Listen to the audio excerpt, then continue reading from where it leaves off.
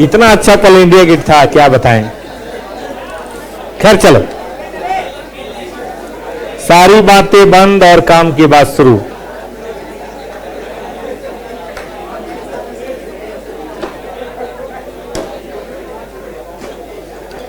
CA inter level पे ये 60 marks का पेपर है और फिर सीए फाइनल में 100 मार्क्स का।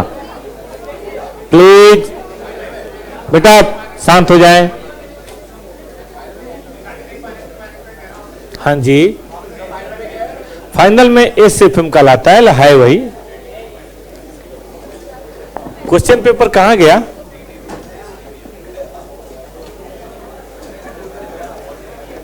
किसी के पास बैग में दिखाओ जरा, दिखा दो बेटा, दिखा दो। हाँ बेटा, कोई बात है? बैठ जाइए सब लोग। सबसे लास्ट पेपर होता है ये।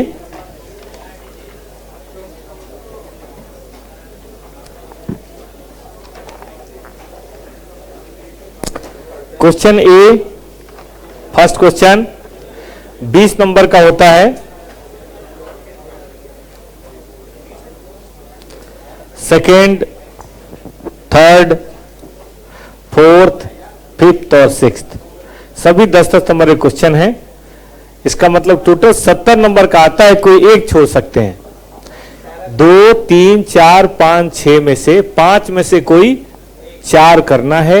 एक आप छोड़ सकते हैं जो आपको नहीं आता हो या जो आप बेस्ट कर सकते हो कर लीजिए, लास्ट अपने आप छूट जाएगा। जहां तक सवाल है नंबर ऑफ चैप्टर्स का, स्टडी सबको मिल गया किताब? एक जरा दिखाइए मुझे, जो लाए हो दिखाइए। मैंने फेसबुक पे डाल दिया था रात में, तो कभी तो डाला था ना भाई, हद है यार। अच्छा कोई बात नहीं, आज किताब की जरूरत नहीं है, पतली से बुक है, ज्यादा नहीं है इसमें।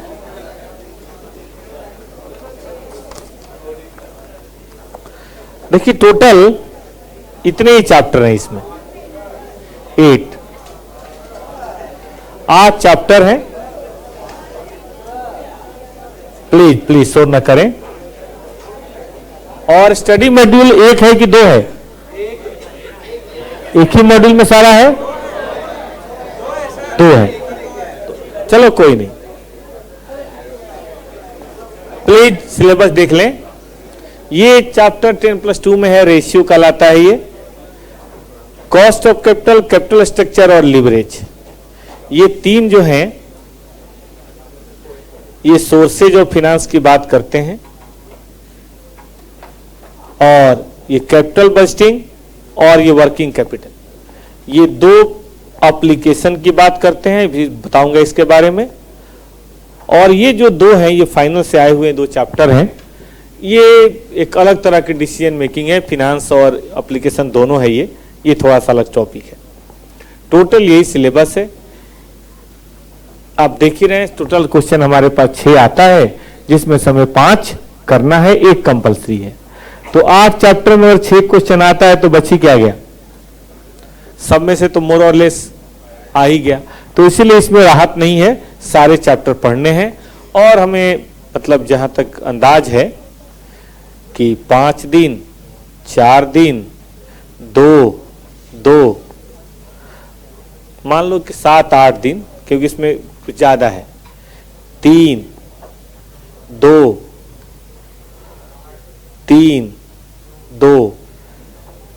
ये 1 और 1 जोड़ना कितना हुआ बेटा? 34।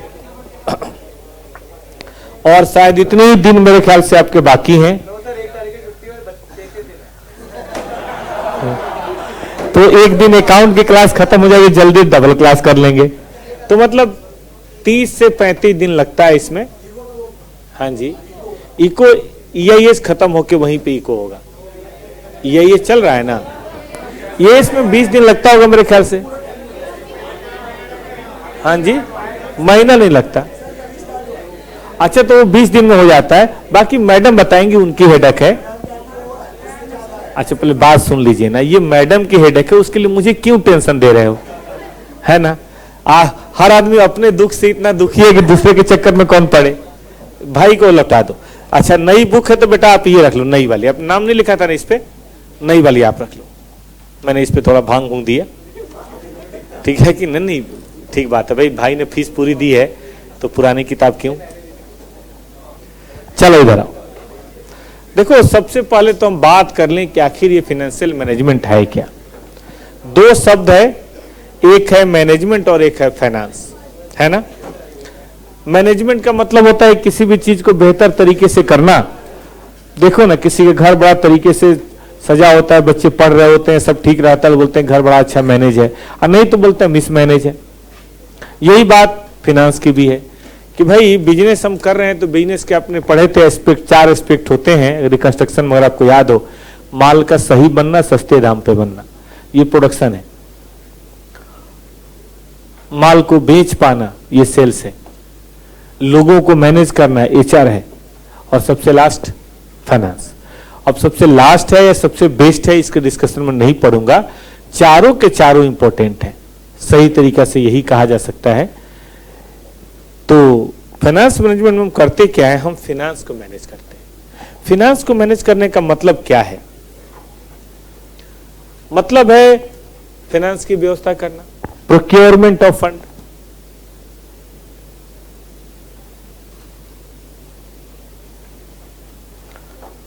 और दूसरा फंड कह लो, एप्लीकेशन ऑफ फंड। अरे बिजनेस और है क्या यार, बिजनेस बेसिकली यही है, इसी का नाम बिजनेस है। जिंदगी क्या है? सुख और दुख के बीच का एक सफर है। और क्या है, कभी सुख कभी दुख। कोई बता रहा था कि भाई देखो, एक होता है स्विफ्ट एनालिसिस, आपने शायद स्ट्रेटेजिक मैनेजमेंट में पढ़ा होगा। तो कोई पढ़ा आपने कि भाई स्ट्रेंथ, स्ट्रेंथ क्या है? माई वाइफ माई स्ट्रेंथ, है ना। माई नेबर्स वाइफ माई वीकनेस, ठीक है कि नहीं। When he my neighbour is out, opportunity. When I am out, threat. तो यही है जिंदगी, और क्या है। अरे गली में 2 बच्चों की भी लड़ाई हो गई, गोलू और गोलू का कोई पड़ोसी था दोस्त। अब साले बच्चे तो बदमाश होते ही हैं। हाँ सुनो, नहीं पीयूष तो खैर बड़ा है, हम उम्र थे दोनों छोटे थे। अब उसमें क्या हुआ कि भाई बच्चे तो बदमाश होते ही हैं। अब लगा फेंकने बड़े वाला, मतलब जो पड़ोसी था, कि भाई हमारा घर ना बहुत बड़ा है। गोलू वाला पागल है, हमारा घर देख कितना बड़ा है, हमारी कार बड़ी है, पागल है, देख हमारी कार कितनी बड़ी है। और ऐसे में सब तरह की बातें होती रही कि ये हमारा बढ़िया, ये हमारा बढ़िया, ये हमारा बढ़िया। लास्ट में उस भाई ने ऐसा कुछ बोला, गोलू बोल नहीं पाया। उसने बोला कि मेरी मम्मी अच्छी है। गोलू बोला हाँ यार, मेरी पापा भी कहते हैं, ठीक है कि नहीं। ये बात सही है, मेरे डैडी भी कह रहे थे। चलिए आइए। तो हाँ सुनो, वो थी नहीं नवा पे मारा नहीं जाती। Let's see. हाँ सुनो, तो procurement of fund, application of fund है, दो ही पहलू है। सही पूछो तो आप आईपीसी पढ़ोगे फाइनल, या रियल लाइफ में आप जब जॉब करोगे बेटा, यही करना है आपको। प्रोक्योरमेंट मतलब जितना पैसे की मुझे जरूरत है वही इकट्ठा करना। आज टाटा, आज बिरला, या फ्लिपकार्ट या कोई भी है, वो एक प्लान बनाते हैं कि मुझे 10,000 करोड़ चाहिए, लेकिन 10,000 करोड़ कहां से लाएंगे? चार्टर्ड का ही तो ड्यूटी है। ये प्रोक्योरमेंट करना आपकी ड्यूटी है बेटा। सबसे पहली बात, अब इसको इसे अवेलेबल कराना है।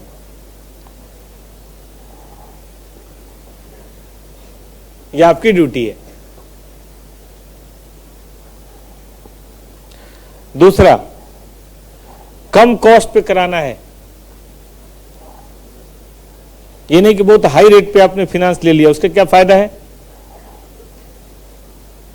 हम पढ़ेंगे कैसे कम कॉस्ट पे कहां पे मिलता है और कैसे कॉस्ट को हम कम कर सकते हैं। और दूसरा, उसके लिए मान लो अपनी पूरी कंपनी गिरवी रख के लोन ले लिया, कौन से बड़ा तीर मार लिया, लो रिस्क पे लेना है। लो रिस्क मतलब ऐसी शर्तें हो जिसमें हमें ज्यादा नुकसान होने के चांसेज ना हो, या कभी गलती से कोई डिफॉल्ट हो जाए तो किडनी आके ना निकाल ले हमारा। देखो डिफॉल्ट किसी भी कंपनी कभी भी हो सकता है, बिजनेस परिस्थितियां ऐसी हो जाती हैं, तो इसका मतलब थोड़ा ना कि एकदम आके आपको गला ही रेत दो, तो रिस्क का भी ध्यान रखना है। तो इक्विटी के भी अपने फायदे हैं, नुकसान हैं, डेब्ट के अपने फायदे हैं। थोड़ा सा एग्जांपल देता हूं। डेब्ट का सबसे बड़ा नुकसान ये है कि उसमें इंटरेस्ट देना है, कमाई हो या ना हो। लेकिन फायदा ये है कि डेब्ट वाले कभी ओनरशिप नहीं मांगते। कंपनी आप चलाओ, उनको बस जितना मर्जी कमाओ, 50% कमाओ, देना उनको 10 ही है, 10% की हड्डी डालो, आराम से रहेंगे, चुप हो। लेकिन नुकसान ये है कि जिस दिन आपने डिफॉल्ट किया, कंपनी बिकवा देंगे। इक्विटी का फायदा है, वो आपसे कोई पैसा मांगने नहीं आते, कमाओ तो दो, नहीं कमाओ तो मत दो। लेकिन नुकसान ये है, पार्टनर हैं और आपने ज्यादा इक्विटी इशू कर दिया तो आप अपनी कंपनी में माइनॉरिटी हो जाएंगे और कोई और हो जाएगा मेजॉरिटी में। ऐसा होता है घर में। घर में जो परिवार का मेन हेड होता है भाई, वो घर में दहाड़ता है, पूरा एकदम बढ़िया से रहता है, सब कुछ एकदम उसके आते घर में एकदम से, पिताजी भी आते होंगे, सब अपने अंदर रूम में चल जाए डर के मारे। पिताजी लगता है यस यहाँ के हम हैं शहंशाह। लेकिन भाई साहब, आप 4-5 भाई बहन हैं, 5-7 साल बाद सबकी शादी हो जाएगी, सबके 2-2 4-4 हो जाएंगे। अब घर में जब इतने सारे दौड़ रहे होंगे इधर से उधर, और वो आएंगे भी तो कोई नहीं सुनेगा, इनका तो फालतू ही बोलते रहते हैं। आप डरेंगे, आपका बेटा नहीं डरेगा। मैं डैडी से इतना डरता हूं, गोलू नहीं। मुझे अच्छी तरह से ध्यान है कि डैडी हमेशा कहीं से भी आएंगे तो हमेशा मुझे देख के बोले, पढ़ते नहीं आजकल तुम, पढ़ते नहीं आजकल तुम। जहां मतलब कहीं से भी आए, मैं पढ़ रहा हूं तब भी पढ़ते नहीं हो तुम, आजकल अभी भी बैठे हो। अब हम क्या करें। खैर कैसे भी करके मैंने पढ़ाई पूरी कर ली, मैं दिल्ली आ गया, पढ़ाने लगा। अब 8-10 घंटे में पढ़ के रात के 9 बजे जाता था, थोड़ा मान लो टीवी खोल दिया मैंने, फिर वही बोलेंगे पढ़ते नहीं हो आजकल तुम। मैंने पैर पकड़ लिया, महाराज और कितना पढ़ूं, CA CW सब कर लिया, अब कितना करूं। तो उनको ध्यान है, अबे यार इसकी तो पढ़ाई छूट गई है, अब इसको बोलने का फायदा नहीं है। लेकिन घर में छोटा पैदा हुआ है, अब उसके पीछे पड़ गए, क्या बात है तुम पढ़ते नहीं हो आजकल। अब गोलू एक दिन मेरे पास एक बात बताओ यार, ये बिहार वाले बाबा जी घर कब जाएंगे, जीना हराम कर रखा है इन्होंने। जब देखो मैं उधर पिंकी के साथ खेल रहा था तब भी यही बोल रहे थे, हाँ पड़ोसी, तब भी यही बोल रहे थे पढ़ते नहीं आजकल तुम, हद है, भाग गए इस चक्कर में। वो मैंने कहा चलो यार कोई नहीं, कोई और देख लो, इधर आ। Let's see. तो अवेलेबल, हाँ सुनो, लो कॉस्ट ऑफ फाइनेंस, हाँ सुनो, low cost of finance, low risk बहुत जरूरी है। ये मुहैया कराना, कम रिस्क पे मुहैया कराना, कम कॉस्ट पे मुहैया कराना, तीनों बातें जरूरी है। जितना फंड चाहिए वो लाओ, सस्ते से सस्ता लाओ, कम से कम रिस्क पे लाओ। इसी बात के लिए हम लोग पढ़ेंगे आखिर क्या है कॉस्ट ऑफ कैपिटल, कैसे हम अपना रिस्क को कम करें, पढ़ेंगे लीवरेज का चैप्टर, कैसे हमारा कैपिटल स्ट्रक्चर हो, किन बातों का हमें ध्यान रखना चाहिए कि फ्यूचर में हमें दिक्कत ना हो। कहीं ना कहीं किंगफिशर से गलती तो हुई थी, लोन बहुत ज्यादा हो गया था, वो अच्छा नहीं है। लोन एकदम ना हो वो भी अच्छा नहीं है। इन्हीं सब बातों के लिए 4-5 चैप्टर हम लोग पढ़ेंगे बेटा। इसको बोलते हैं sources of finance. Her angle को, हर एस्पेक्ट को थ्योरेटिकली जान लेंगे तब ना प्रैक्टिकली कोई दिक्कत नहीं होगी। आइए, अब पैसा मान लीजिए आ रहा है, वो क्या हो भाई, जनवरी में टॉपर्स में पैसा आएगा, सबको पता आएगा। अब मान लो 2-4-5 करोड़ आएगा तो क्या करें, लॉटरी खरीद लें, पार्टी कर लें, सपना जी को बुला लें, क्या करें, ठीक है कि नहीं। तो भाई बुलाओ बुलाओ, देखो बच्चे कैसे जवान हो रहे हैं। चलो ध्यान दो, सुनो सुनो, तो आखिर उस फंड का क्या इस्तेमाल हो। भाई गोवा में कितना खर्च हो जाएगा यार, चलो ध्यान दो, चलो सुनो, बात सुनो, बात सुनो। तो इस एप्लीकेशन को कहां करें, एप्लीकेशन कहाँ होता है पता है बेटा आपको? एप्लीकेशन या तो फिक्स्ड एसेट में होता है या वर्किंग कैपिटल। फिक्स्ड एसेट का मतलब land, building, plant, machinery, furniture, है ना, ऐसी चीजों में। Working capital current asset, current liability. करते समय जानते हैं क्या ध्यान देना है? हाई रेट ऑफ रिटर्न हो। जितना ज्यादा कर सकते हो उतना ही अच्छा है ना भाई। वहां पैसा लगाओ जहां कमाई सब जगह। टाटा बिरला कौन सा बिजनेस नहीं करते, देख लो आप, सब जगह तो घुसे हुए हैं वो लोग, हर काम करते हैं। प्लीज अब बताओ, उनके पास मान लो 10,000 करोड़ आए तो कहां लगाएं? ये डिसाइड करना पड़ेगा ना, वहां लगाएं जहां रिटर्न सबसे ज्यादा आने की उम्मीद है। और सुनिए, लो रिस्क, रिस्क भी तो है, जहां रिस्क सबसे कम हो। जरूरत पड़ने पे बिजनेस बेच भी देते। देखो टाटा वालों ने मोबाइल बंद कर दिया जब जियो आ गया। साला ये बहुत बदमाश है, खुद तो जी रहा है, सबको मार डाला। आप देखो बिरला वालों ने अपना बेच दिया आइडिया, नहीं कर दिया मर्ज वोडाफोन के साथ, और बाकी लोग तो भाग ही गए। इतनी बड़ी बड़ी कंपनियां थी, 17,000 करोड़ का नुकसान हुआ है यूनिनॉर वाले को। 17,000 करोड़ उन्होंने बैड डेट किया है। इंडोनेशिया के कोई थे इंडियन एनआरआई, उन्होंने कंपनी में इन्वेस्ट किया था, 17,000 करोड़ का लॉस हुआ। अब क्या कहोगे? कुछ सोच के पैसा लगाया होगा, वरना ऐसे कोई थोड़ा लगाया था 17,000 करोड़, सब खत्म। उस चक्कर में यूनिटेक बर्बाद हो गया।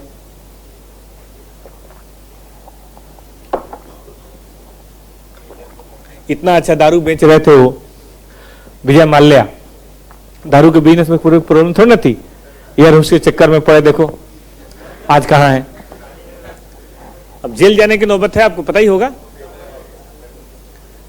इंडियन मतलब वो गवर्नमेंट ने उनको, तिहाड़ में उनकी व्यवस्था की जा रही है, क्या फायदा हुआ? तो ये बात आपको देखना है ना कि एप्लीकेशन वहां करो जहां रिटर्न भी ज्यादा और रिस्क भी कम हो। लेकिन बड़ी प्रॉब्लम है, जहां रिटर्न बढ़ाने की कोशिश करोगे रिस्क भी बढ़ता है। इसीलिए फिनेंस मैनेजर को बड़ा फूक फूक के ध्यान देना है कि भैया कहां वो एरिया है, वो कौन सा एरिया है, वो कौन सा बिजनेस है, वो कौन सा बिजनेस मॉडल है जहां हमें ये काम करना चाहिए। और पता है कोशिश क्या की जाती है बेटा? इसी के बीच में गैप पैदा करने की। इसको हम बोलते हैं EVA, फुल फॉर्म है इकोनॉमिक वैल्यू एडिशन। ये फाइनल के एसएफएम में है ये टर्म, लेकिन मैं यहां थोड़ा सा बता देता हूं। इकोनॉमिक वैल्यू एडेड,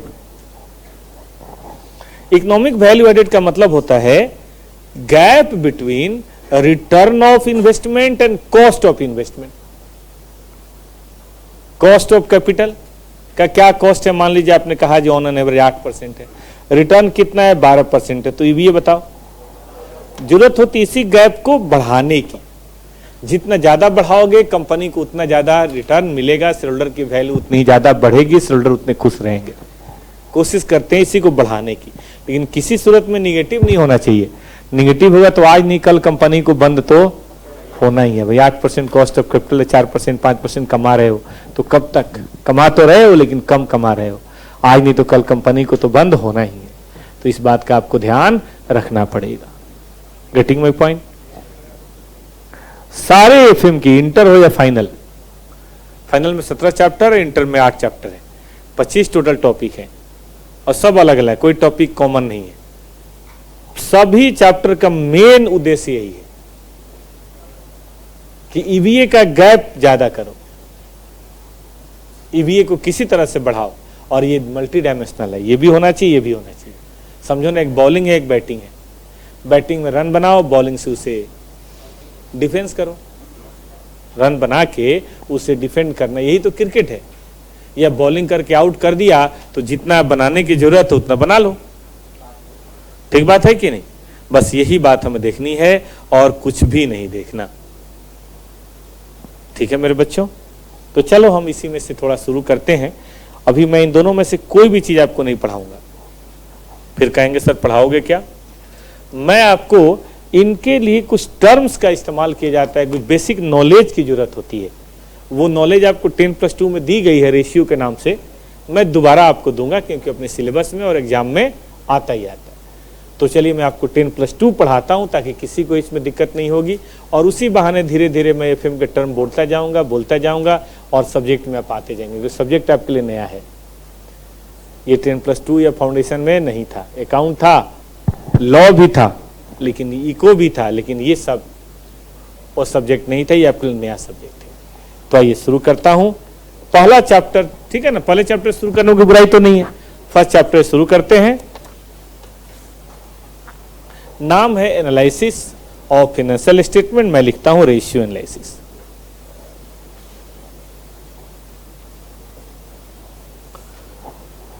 देखिए ये क्या है, ये basically analysis of financial statement है।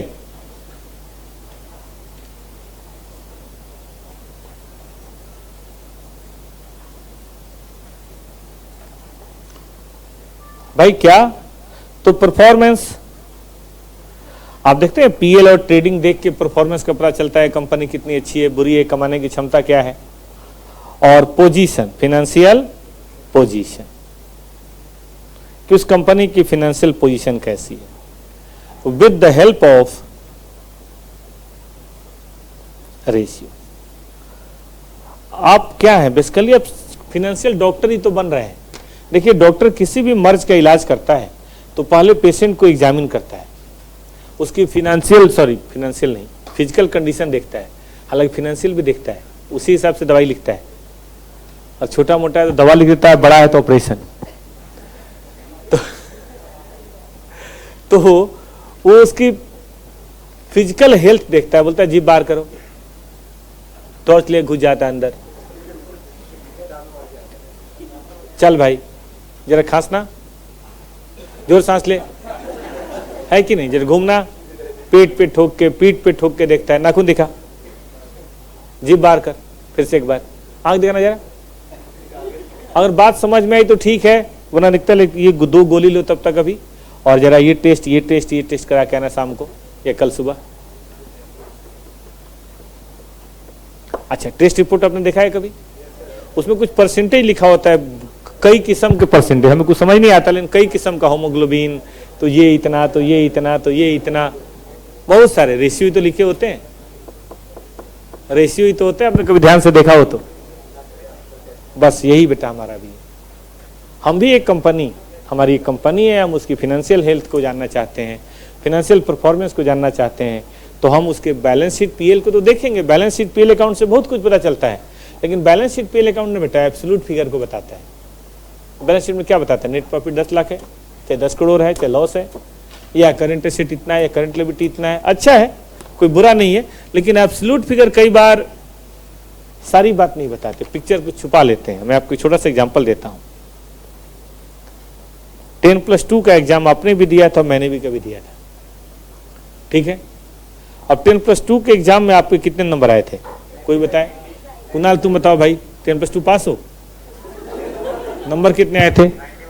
नहीं, नंबर बताओ, नंबर पूछ रहा हूं, हद है यार, पागल है ये भी, हमेशा जोश में रहता है।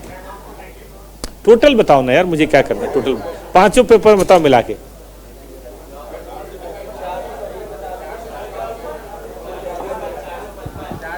याद नहीं है, गलत बात है, याद होना चाहिए ना। चलो आ जाओ भाई, मैंने भी दिया था, मेरे नंबर थे 554 44। भाई टीचर हूं, ज्यादा है तो बेहतर है, ध्यान दीजिए। ऐसा देखने से लग रहा है कि पढ़ने में मैं ज्यादा तेज था, क्योंकि मेरे 544 नंबर थे, जबकि क्या नाम बताया था बेटा, नाम भूल गया, कुणाल के नंबर कम है। ये पढ़ता कहाँ है, ये तो भाई लड़ता रहता है, ध्यान दो। देखिए ये कहानी अधूरी है। कहानी अधूरी क्यों है? क्योंकि इसमें सारी बातें पता नहीं चली। सारी बातें पता है कब पता चलेगी बेटा? जब आप कहोगे सर मैक्सिमम मार्क्स तो बताओ, देखो इनके थे सीबीएसई बोर्ड, हमारा तब बिहार बोर्ड में होता था 900। प्लीज प्लीज देखो बेटा, परसेंटेज 91 आया और मेरा परसेंटेज 60 आया। प्लीज प्लीज प्लीज ध्यान दीजिए। तो आपने ध्यान दिया एक बात, वन साइडेड डाटा मिसलीड कर रहा था। ये बता रहा था कि मेरे अच्छी परफॉर्मेंस थी, लेकिन जब आपने इसको किसी और बात से कंपेयर किया तो पता चला नहीं, मेरी परफॉर्मेंस उतनी अच्छी 10+2 में नहीं थी।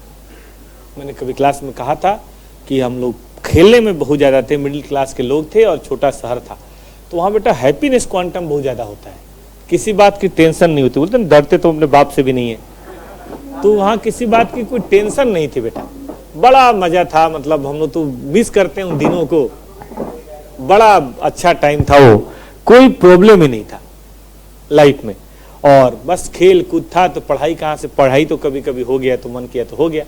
इसीलिए 10+2 में भी मेरा 49, 10th में मेरा था 59, 10+2 में था मेरा 60।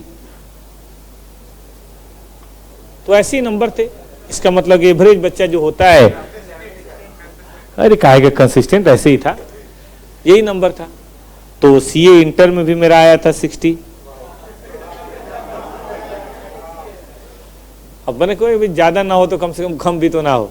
सीए फाइनल में भी था मेरा 60। तो बस काम हो गया, बस यही कह लो। हाँ, सीएस में था थोड़ा ज्यादा 67, सीडब्ल्यू में जाता 75। प्लीज प्लीज, मैंने पढ़ाई यही करी थी भाई। तो बेटा मयंक, आपको भी यही काम करना है। आपका यहाँ 91 है तो बेटा यहाँ मेंटेन करना है कि नहीं? तो देखो बनता है यार, ये क्या बात है, यहाँ पर मेंटेन और बढ़ाओ मत बेटा, लेकिन कम से कम देखो इतना तो बनता है। कहीं सही बात है कि नहीं? इतना तो बनता है भाई। चलो ध्यान दो, नहीं तो पता लोग क्या कहेंगे कि भाई बंदर के हाथ में नारियल। यही बोलेंगे 10+2 तो तुक्का था, तुम्हारे दोस्तों को मौका मिल जाएगा तीर चलाने का।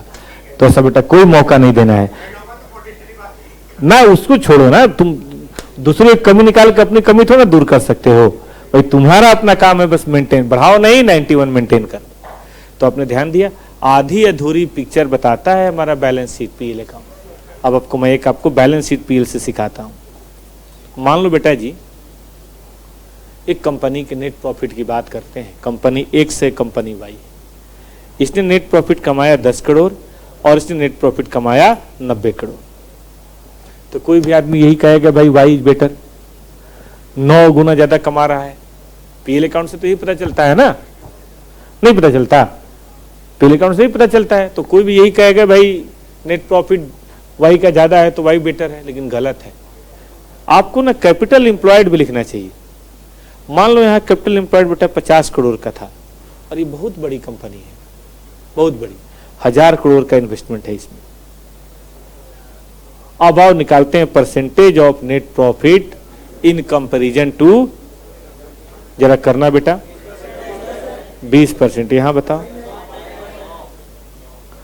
तो बोलो, 1 मिनट, शेयर होल्डर के फंड का कहां अच्छा इस्तेमाल हो रहा है, एक्स में या वाई में? बस यही है।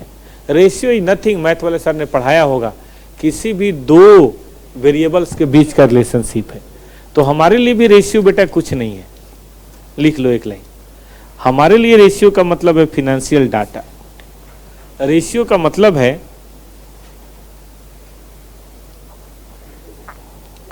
Relationship between two or more financial data. ठीक है, डेटा कहो डाटा कहो एक ही बात है। फिर वही बात, प्रोनाउंसिएशन हमारी अपनी पहचान है, ऐसा कुछ थोड़ा ना है। तुम डिक्शनरी में देखो 4 तुम्हें मिल जाएगा प्रोनाउंसिएशन। चलो इधर आओ, ऑस्ट्रेलिया में कुछ और है, इंग्लैंड में कुछ और है, अमेरिका में कुछ है, बिहार में कुछ और है। चलो इधर आ जाओ। अब मैं ना माने, उनके ग्वालियर में कुछ और है।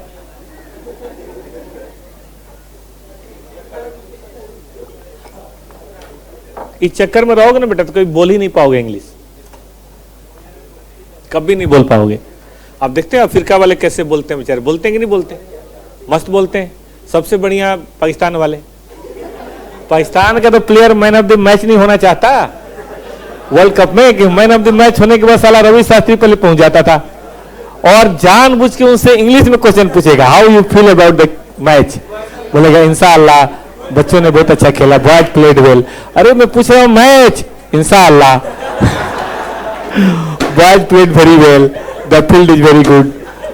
आई am saying about bowling, oh bowling, ball is round, yes ball is good, ball is very good. कई ने तो मैंने तो मैच छोड़ दिया इधर। हाँ जी, चलो इधर आओ। तो relationship between two or more financial data is what? Ratio. और रेशियो कैसे मदद करता है देखा आपने? एब्सोल्यूट फिगर की जान बढ़ा देता है। अब रेशियो सबसे पहले हमें कैलकुलेट करना सीखना होगा और बाद में सीखना पड़ेगा रेशियो कहता क्या है। हर रेशियो कुछ कहता है, एशियन पेंट्स की तरह बात नहीं।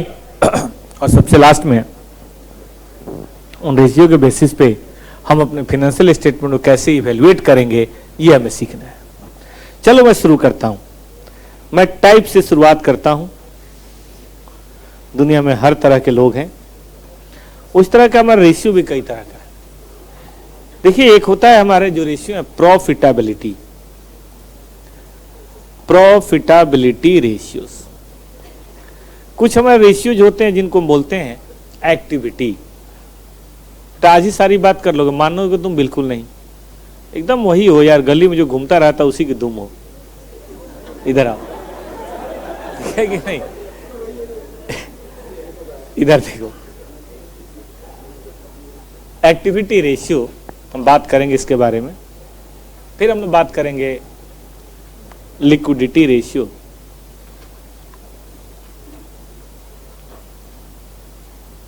और सबसे लास्ट में हम बात करेंगे बेटा सॉल्वेंसी रेशियो। सब रेशियोज कुछ बताएंगे, ग्रुप ऑफ रेशियोज हैं। ये बताएगा कंपनी के प्रॉफिट कमाने की क्षमता को, ये बताएगा कंपनी के एक्टिविटी यानी कि रिसोर्सेज को यूज करने की क्षमता को, ये बताएगा लिक्विडिटी यानी कि कंपनी अपने शॉर्ट टर्म ऑब्लिगेशंस को पे करने में कितना सक्षम है इस बात को, और ये बताएगा कंपनी के लॉन्ग टर्म में चलने के चांसेस कितने ज्यादा हैं इस बात को। तो इस चारों के बारे में हमें बात करनी है थोड़ा थोड़ा करके। आइए मैं शुरू करता हूं। फर्स्ट,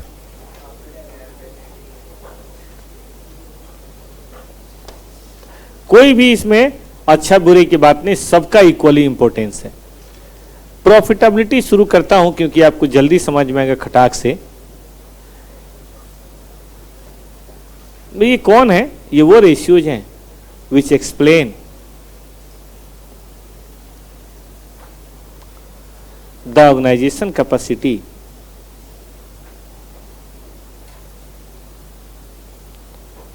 टू अर्न, बताओ, प्रॉफिट। कि कंपनी के प्रॉफिट कमाने की क्षमता को बताना जिसका नाम है, जिसका काम है, उसी को हम कौन सा बोलते हैं? बोलिए, प्रॉफिटेबिलिटी रेशियो।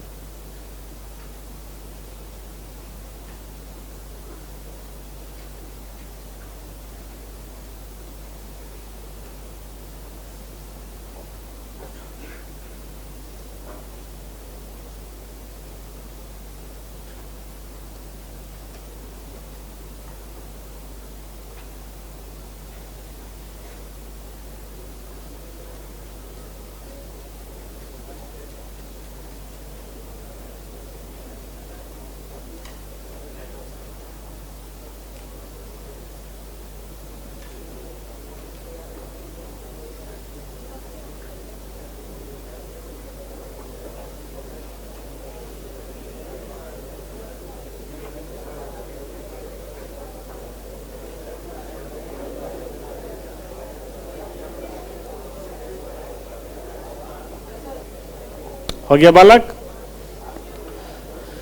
देखिए, कोई भी कंपनी प्रॉफिट कमाती है नहीं कमाती है, इस बात को जानने का सबसे सही तरीका होता है कि आप उसके पीएल अकाउंट को देखिए।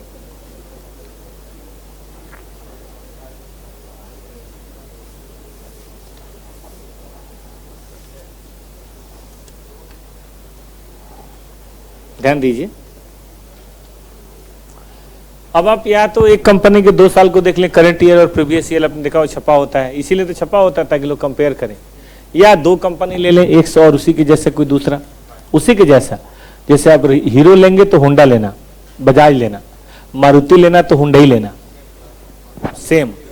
जियो लेना तो वोडाफोन लेना, चलो एयरटेल लेना, मतलब उसी तरह का। टॉपर क्लास से लो तो आईजीपी लो, मतलब जो इस तरह की चीजें हो। ये नहीं कि टॉपर क्लासेज को आप लगे कंपेयर करने स्कूल से, स्कूल बिजनेस अलग है, कोचिंग बिजनेस अलग है। हाँ, मतलब जैसा है कॉम्पिटेटिव बिजनेस। हेडलाइन भी नहीं, क्योंकि हेडलाइन फेस टू फेस नहीं है, हेडलाइन रिकॉर्डेड मोड में, सेटेलाइट मोड में उनका अलग हिसाब है। तो मैं नहीं मानता कि दोनों एक दूसरे के कंपिटिटर हैं, हम लोग अलग अलग मोड में हैं। इधर फेस टू फेस मेरे ख्याल से तो 2 ही जगह चलता है, टॉपर्स में और आईजीपी में, और दिल्ली में चलता है फेस टू फेस। कहाँ? अब बाकी ऐसे 2-4 बच्चे तो कहीं भी होते ही हैं, लेकिन मेरे ख्याल एक में नहीं चलता, आईपीसी पर नहीं चलता। आईपीसी चलो, तो फाउंडेशन चलता है बस। हाँ चलिए, ध्यान दीजिए।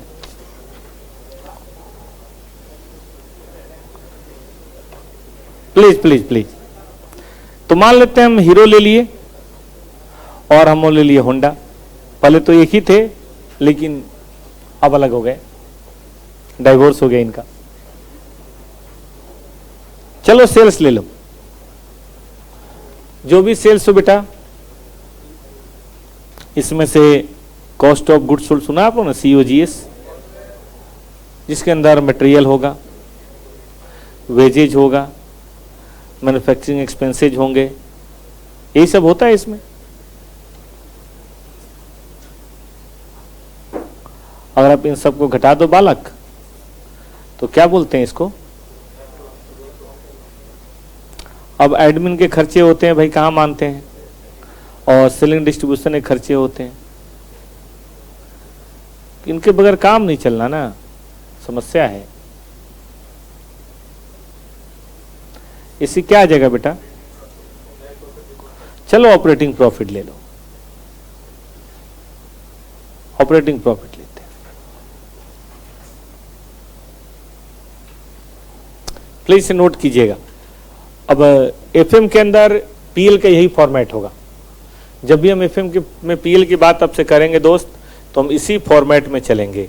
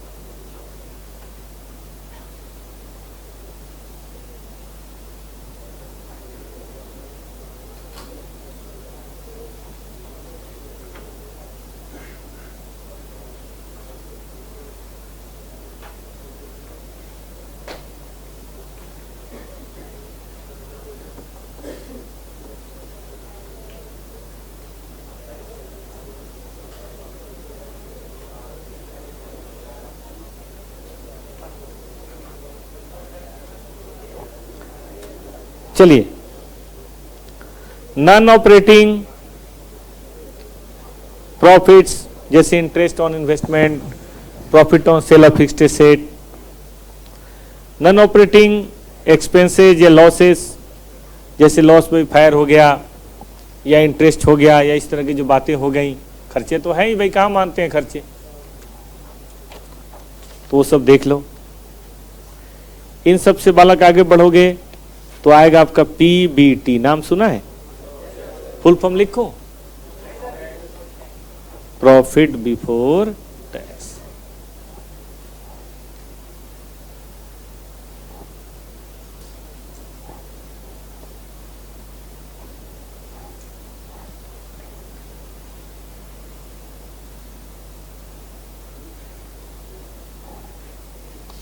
लेस टैक्स, जो भी हो 20, 30, 25% जो भी हो, क्या बनेगा बेटा?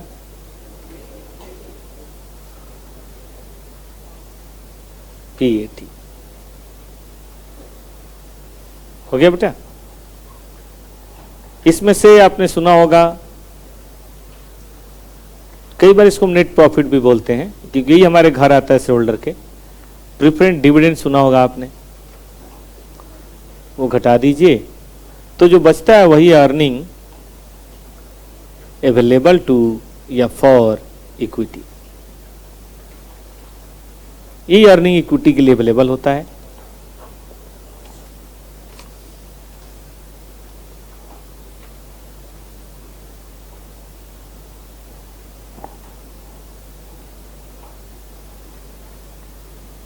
और लेस करिए, अगर आपने कोई इक्विटी डिविडेंड पे करना है, क्योंकि ये मर्जी होती है, कोई ज़बरदस्ती तो होती नहीं है, पे करना है तो करो। और जो आएगा बेटा उसको बोलेंगे रिटेन्ड अर्निंग। सुना आपने कभी? नहीं सुना है तो इन शब्दों को बोलिए,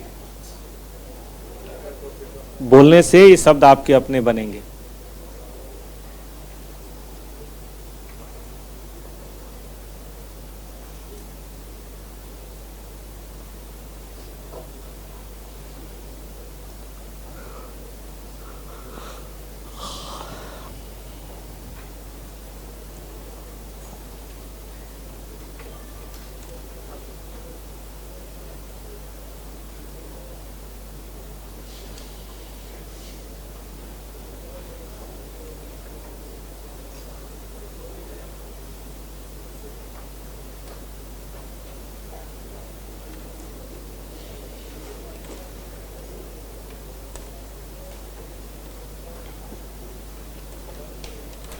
हो गया बालक? अब यही आपको बताएगा, ये आपको बताएगा आपकी कमाने की क्षमता। और ये फॉर्मेट एकदम माइंड में फिट कर लीजिए बार बार देखकर, क्योंकि एफएम के हर चैप्टर में कभी जीपी की जरूरत पड़ेगी, कभी पीबीटी की, कभी पीएटी की, कभी रिटेन अर्निंग की, कभी कुछ की, कभी कुछ की। ये शब्द नहीं बदलने हैं, ये टर्मिनोलॉजी नहीं बदलनी। अभी कोई दिक्कत हो तो पूछ लीजिए। और ये जो सीक्वेंस मैंने बताया, सीक्वेंस भी नहीं बदलना। काफी हद तक तो लीगल है, ये यही होगा, ये यही होगा, ये यही होगा, तो ये तो काफी हद तक लीगल है।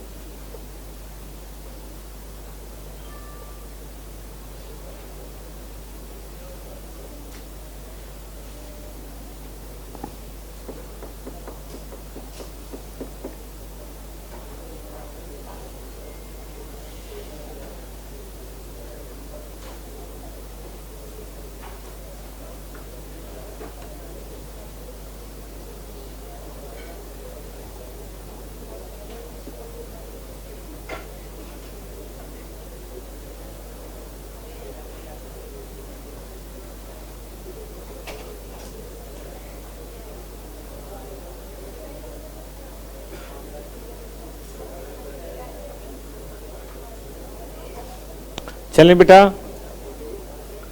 आ जाओ। देखो सबसे पहला रेशियो में बताता हूं आपको। सर कॉन्सेप्ट की कॉपी अलग बनानी है जी मालिक।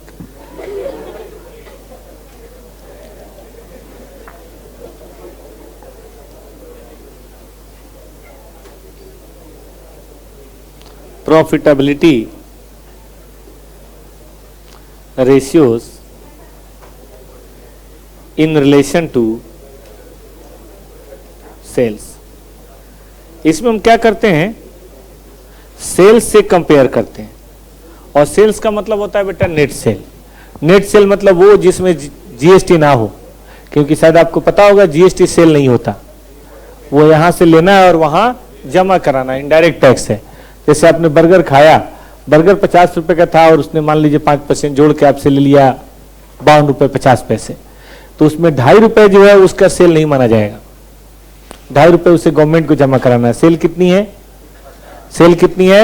50। याद रहेगा मेरे बच्चों को? तो 50 रुपए ही सेल मानी जाएगी और कोई इसमें कोई भी रिटर्न शामिल नहीं होगा, यानी कि सेल रिटर्न नेट करके। तो सेल का मतलब नेट सेल है। नेट सेल मतलब वो जिसमें रिटर्न घट चुका है, जिसमें जीएसटी शामिल नहीं है। एक्स का मतलब बदलता रहेगा, जैसे एग्जाम्पल शुरू करता हूं मैं, जीपी रेशियो। हम यहां बताना चाहते हैं कि जीपी सेल्स की तुलना में कितनी है। मान लीजिए हमारी कंपनी है, एक है H1 हीरो और एक है होंडा। ऐसे आर्टिफिशियल फिगर ले रहे हैं, 3000 करोड़ आउट ऑफ 12,000 करोड़। बताना बेटा, 25%। और होंडा, सपोज कीजिए उनकी सेल थोड़ी कम है, 8000, और वो 2500 ही कमा पाते हैं। बताइए हाउ मच? अच्छा, 31। अब हीरो वालों को ये सोचना है कि भाई हमारा कम कैसे और उसका ज्यादा कैसे, ये हीरो वाले को सोचना है।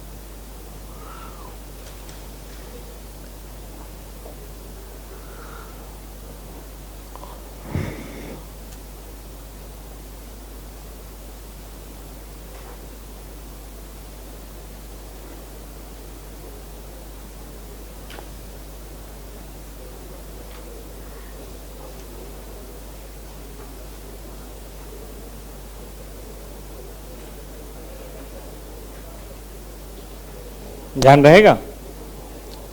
अब देखिए, ये सोचेंगे आप तो फिर आपको सोचना पड़ेगा कि जीपी आता कैसे है। ध्यान से देखिए, जीपी आता है सेल्स में से सीओजीएस घटाने पे।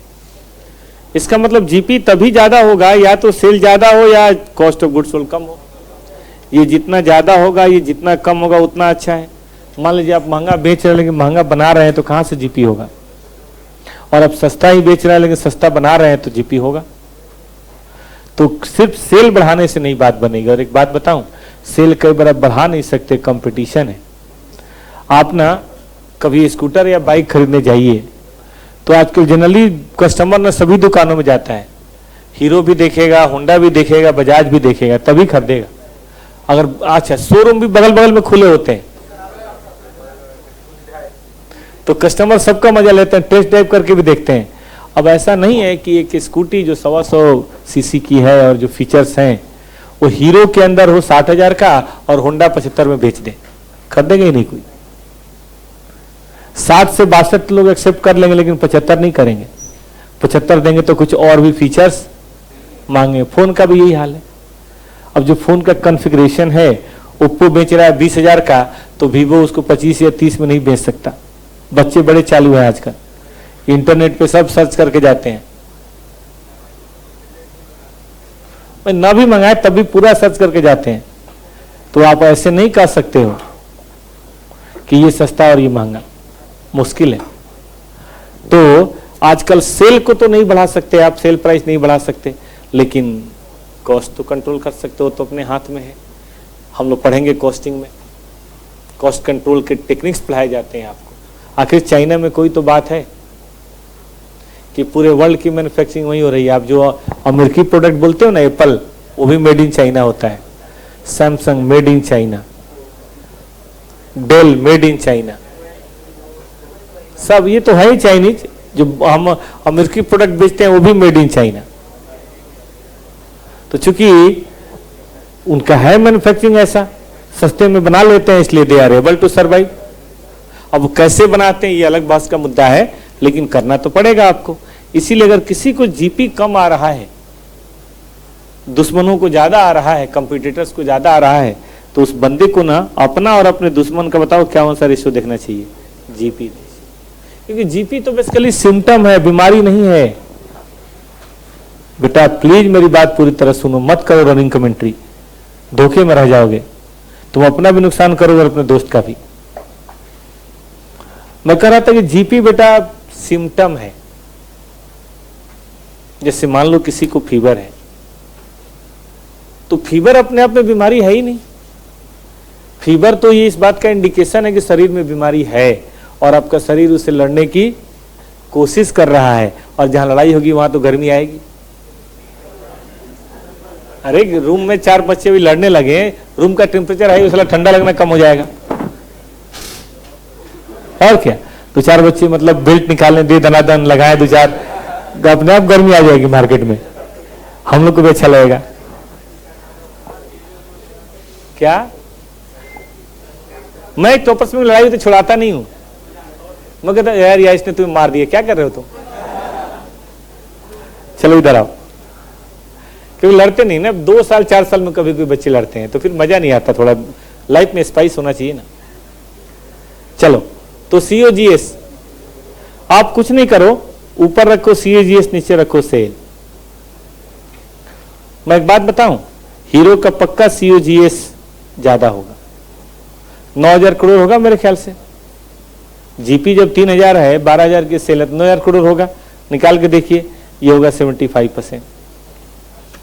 सही कह रहा हूं कि नहीं? और होंडा का बताओ बताओ, चलो बताओ।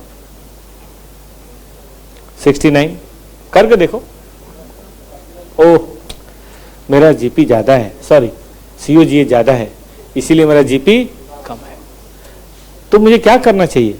मुझे अब इसमें और अंदर जाके अपने एक्सपेंस रेशियो को देखना चाहिए। आप कहोगे सर एक्सपेंस रेशियो कैसे? अरे तो COGS कोई चीज थोड़ा ना है, COGS तो समझो कि दाल भात सब्जी है। अब लंच खराब है, इसका मतलब है चावल खराब होगा या दाल खराब होगा या सब्जी खराब होगा। लंच अच्छा नहीं लग रहा खाने में आपको, तो कोई ना कुछ चीज गड़बड़ होगी ना भाई। चलो अलग अलग खा के देखो जरा, गड़बड़ी कहाँ है, पता चल जाएगा आपको। पता है पुराने जमाने में एक रूल होता था इकोनॉमिक्स में कि बिजनेस कहाँ लगाएं, कहा जाता था बिजनेस यहां लगाएं, ट्रायंगल के बीच में, M1 M2 M3, triangle theory of business location. M1 क्या है? M1 है बेटा मटेरियल। M2 क्या है? Man power. और M3 क्या है? मार्केट। जहां मटेरियल हो, जहां मैन पावर हो, जहां मार्केट हो, बिजनेस वही होना चाहिए, उसी के आसपास होना चाहिए। और इसी प्रिंसिपल का इस्तेमाल करके टाटा वालों ने अपने सबसे पहले बिजनेस टाटा स्टील को लगाया। आपको पता होगा टाटा वाले पारसी हैं और सारे पारसी मुंबई में रहते हैं। तो फिर टाटा नगर यानी कि जमशेदपुर बिहार में कहां से चला गया भाई फैक्ट्री? इसी के चलते। आपको पता होना चाहिए कि आयरन स्टील के लिए रॉ मटेरियल बहुत ज्यादा चाहिए। आयरन ओर, लाइमस्टोन, कोल और वाटर, ये मेन है। बाकी मैग्नीज वगैरह तो चाहिए ही चाहिए, लेकिन ये मेन है। ठीक बात है। ये सब कहां मुंबई में मिलेगा? कहां मिलेगा? झारखंड में नहीं, झारखंड में। झारखंड किसी भी तरह से बैकवर्ड नहीं बेटा, बहुत पैसा है वहां। जमशेदपुर जैसा तो दिल्ली नहीं है, मैं आपको बता दूं। जमशेदपुर में 1 मिनट लाइट नहीं कटती, बहुत फॉरवर्ड एरिया है। फिर सुनिए, ध्यान सुनिए। तो जमशेदपुर जंगल था, वीरान था, लेकिन वहां रॉ मटेरियल था। टाटा वालों ने रिसर्च किया, उन्होंने कहा यही सही रहेगा, वरना मटेरियल ढोने में टाइम लग जाएगा, पैसा लग जाएगा, कॉस्टली भी पड़ेगा हमें। मैन पावर भी वहां था, वहां पॉपुलेशन थी लेकिन ट्रेंड नहीं थी, बस ट्रेंड करने की जरूरत थी। सस्ता, मुंबई में तो लोग महंगे मिलेंगे ना कारीगर, वहां सस्ते मिल जाएंगे। और मार्केट, आपको पता होगा मुंबई बड़ा शहर नहीं था, दिल्ली बड़ा शहर नहीं था, उस जमाने में बड़ा शहर कोलकाता था। देश की राजधानी भी कोलकाता था और वहीं से एक्सपोर्ट होते थे। तो चूंकि सब कुछ, अंकित दुबे बोल रहा है सर मेरा होम टाउन है। चल बेटा बहुत अच्छी बात है, कभी आना तो लोहा ले आना। ठीक बात है, वहां से तो ये आएगा ना। आजा भाई। मार्केट, तो मार्केट वहां था, वहां से कोलकाता मतलब 2-2.5 घंटे का ट्रेवलिंग है, नजदीक है। तो देख लो भाई, इससे क्या होता है, आपका मटेरियल रेशियो सस्ता होगा। भाई मटेरियल के पास जाओ तो अच्छा होना। कल ही एक बार आया था बच्चा, वो कह रहा है कि मैं जॉब छोड़ के चाह रहा हूँ फैक्ट्री खोलने की, राइस मिल, लेकिन मैं लगाना चाहता हूँ राइस मिल यहाँ पे ग्रेटर नोएडा। मैंने कहा पागल है, ग्रेटर नोएडा मतलब और थोड़ा और गांव में जाओ, दादरी या कासना या और जो थोड़ा गांव में बुलंदशहर जाओ, वहां ना मिलेगा तुम्हें राइस। ग्रेटर नोएडा लाने में महंगा पड़ जाएगा राइस। हाँ मैन पावर महंगी हुई, थोड़ा और गांव में जाओ। उसने कहा सही कह रहे हो। देखो मटेरियल रेशियो बताओ, ऊपर मटेरियल कंज्यूम्ड चलेगा और नीचे बताओ बेटा सेल्स। देखो मैं इतना जानता हूं, तुम्हारा 75% है, 6% ज्यादा है, तो कुछ ना कुछ तो ज्यादा है ही। या तो तुम मटेरियल महंगा खरीद रहे हो, या बर्बाद बहुत कर रहे हो, या लेबर, या तो तुम लेबर ज्यादा मतलब खर्च कर रहे हो, या लेबर से तुम काम नहीं ले पा रहे हो। दोनों बातें हैं। ज्यादा पैसे देना ज्यादा मेहनत की गारंटी नहीं है, ठीक है। और या फिर overhead ratio, manufacturing overhead.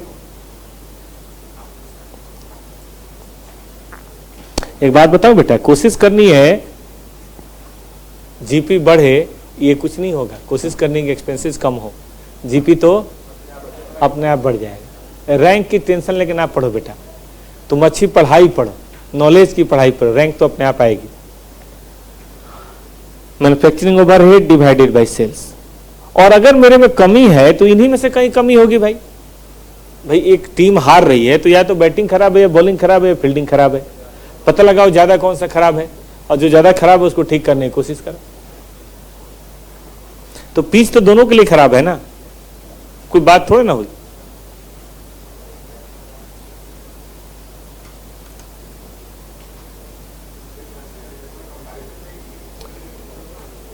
Compare करने से ही पता चलेगा ना कि मेरे में कमी है 6% की, तो कहां है क्या। मैं सुनो, और पता चल गया मटेरियल, तो हम भी वहीं से लाने की कोशिश करेंगे जहां से वो लाता है। उन्हीं कॉन्ट्रैक्टर से हम भी बात करने की कोशिश करेंगे। लेबर तो भाई अपने वर्कर को ट्रेन करने की कोशिश करेंगे, मशीनें बढ़ाने की कोशिश करेंगे, लेबर कम करने की कोशिश करेंगे। ओवरहेड तो देखो भाई कहां हमारे यहाँ इनएफिशिएंसी है। कॉस्टिंग पूरा चैप्टर इसी बात पे है, पता है बेटा। कॉस्टिंग की पढ़ाई इसी बात की पढ़ाई है, पूरी कॉस्टिंग 100 नंबर इसी बात का है। How to reduce material, labour and overhead. और कुछ पढ़ना थोड़े नहीं, क्योंकि सबको पता है मैन्युफैक्चरिंग महंगी होगी तो जीपी कहां से होगा, और जीपी ही नहीं होगा तो बाद वाले रेशियो कहां से होंगे, या बिजनेस ही कहां से चलेगा। ठीक बात है कि नहीं। बिजनेस चलने के लिए ये सब तो बेहद जरूरी है।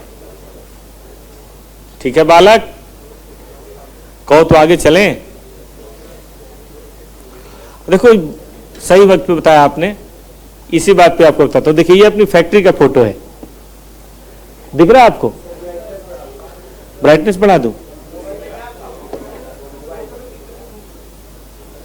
डेली बेसिस पे भेजते हैं ना, डेली बेसिस पर रिपोर्ट भेजते हैं। हाँ ये टॉपर्स की फैक्ट्री है, यहाँ सीए नहीं बनते, यहाँ क्लॉथ बनते हैं। आप देख सकते हैं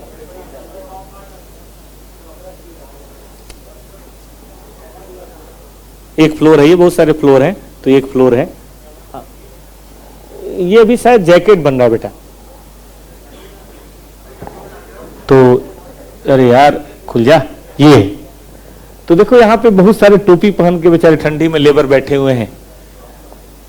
जरूरत क्या कर रहे हैं, हम यहाँ हैं आपके सामने। मैं भी लेबर ही हूँ यार, मैं भी क्या कर रहा हूँ, सुबह से दाढ़ी कमा रहा हूँ। सुनिए सुनिए, तो जरूरत किस बात की बेटा, वहां जो मटेरियल का ढेर देख रहा हूं, मटेरियल सस्ता से सस्ता है। देखो मजाक मत करो प्लीज, थोड़ा बात समझने की कोशिश करो। देखो बेटा जो रेशियो सारी किताबों में लिखे हुए हैं, स्टडी में वही रेशियो लिखा है जो मैं बताऊंगा। अलग तो मैं कुछ बताने नहीं जा रहा, लेकिन मैं उसके अंतर की जो आत्मा है, जो उसका एसेंस है, वो स्टडी पढ़ के नहीं समझ आएगा। ये मैं अपने एक्सपीरियंस से बताऊंगा, थोड़ा अलग होगा बेटा। सही पूछो तो टीचर का काम ही यही है। अब देखो मान लो ये जैकेट बन रहा है, वहां बहुत सारा मटेरियल रखा, आप देख रहे हैं। कोशिश क्या करनी है, मटेरियल सस्ता से सस्ता हो, बगैर क्वालिटी में कॉम्प्रोमाइज किए हुए। क्वालिटी भी कॉम्प्रोमाइज नहीं होना चाहिए। घटिया क्वालिटी में नहीं कर रहा, मैं कर रहा हूं वही क्वालिटी सस्ते दामों पे।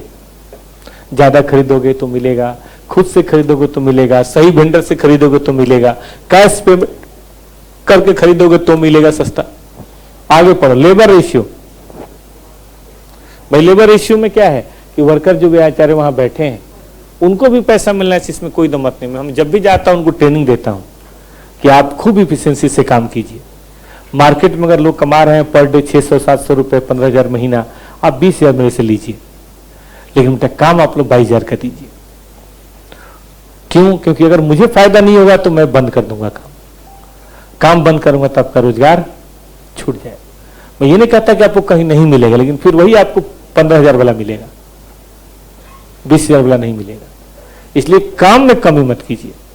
अगर आप अभी इनएफिशिएंट है तो कोई बात नहीं है, आप लगन से काम कीजिए, ध्यान यहां रख के काम कीजिए, सिलाई मशीन की निडल पे आप देख के काम कीजिए, आज नहीं तो कल आपकी एफिशिएंसी बढ़ी।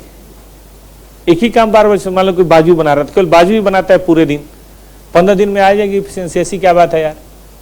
और एक ही मशीन पे रोज बैठी है, क्योंकि हर मशीन की चाल थोड़ी थोड़ी अलग होती है। हर साइकिल आपने चला के देखा, हर साइकिल का हैंडल थोड़ा सा अलग होगा, चाहे हीरो साइकिल है क्या, और बाइक यार, आप अपना बाइक चलाओ, अपने दोस्त का बाइक चलाओ, थोड़ा सा आपको फर्क जरूर महसूस होगा। यही वाली बात है,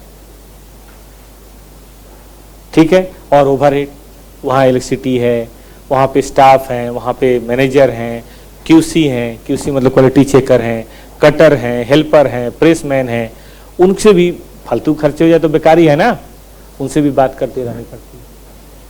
क्योंकि मुझे पता है कि अगर मैं महंगा बनाऊंगा तो हमारे जो होलसेल वाले कैसे सस्ता बेचेंगे।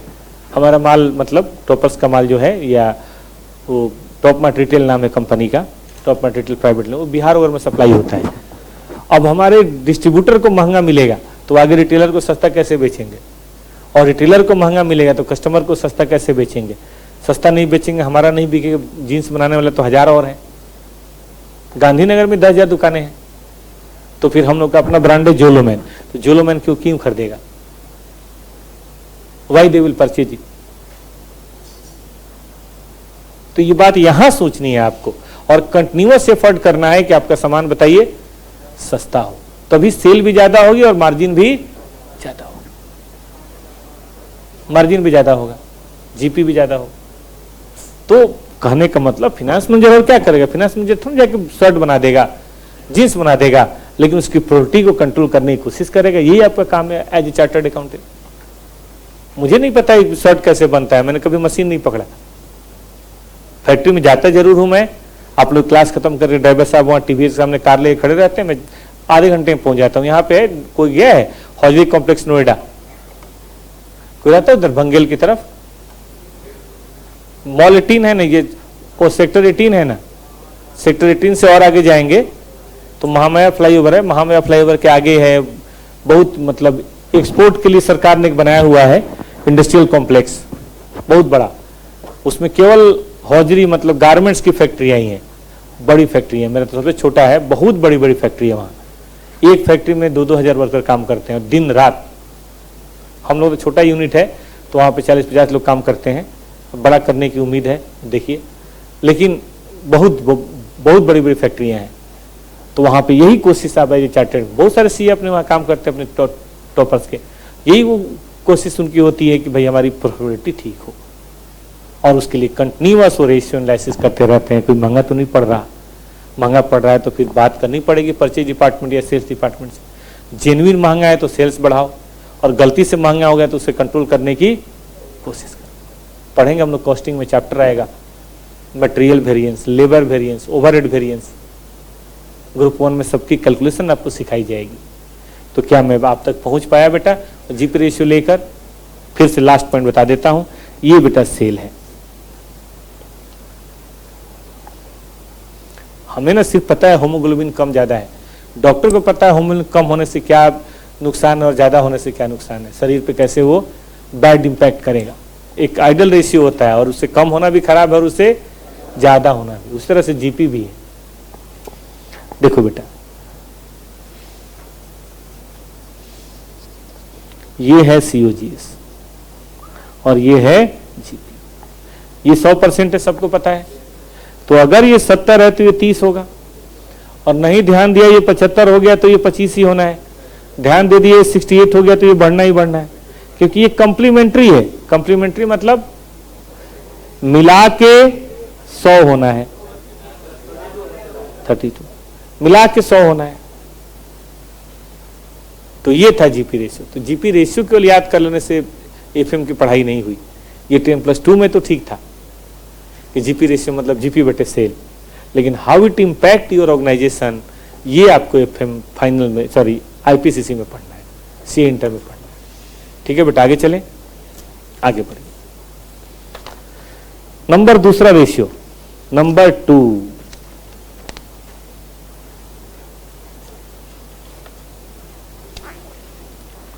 नंबर 2 है बेटा जी, नंबर 2 ही था ना, एक तो जीपी था, चलो सीओजीएस मान लो, नंबर 4 ही रख लो, ऑपरेटिंग प्रॉफिट रेशियो। यहां रखो बेटा ऑपरेटिंग प्रॉफिट, यहां रखो सेल और यहां रखो परसेंटेज। ठीक है, सवाल उठता है ये ऑपरेटिंग प्रॉफिट क्या है?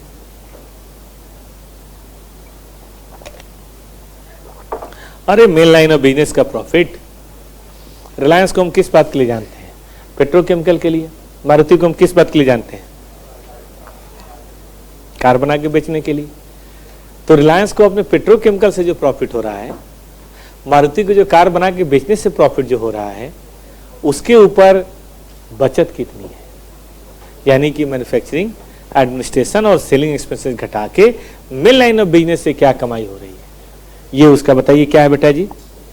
Operating profit. समझ रहे हैं? ऑपरेटिंग प्रॉफिट रेशियो कैसे करेंगे हम, जरा ध्यान से देखना। जिसका भी हो, हीरो या होंडा का जिसका भी हो, आप इसी हिसाब से निकालेंगे। मान लीजिए हम बात करते हैं, या छोड़ो, नेक्स्ट आओ, इससे थोड़ा और अच्छी बात करते हैं। हम इसको बोलते हैं ऑपरेटिंग रेशियो। ये बताता है कि भाई कॉस्ट ऑफ ऑपरेशन क्या है।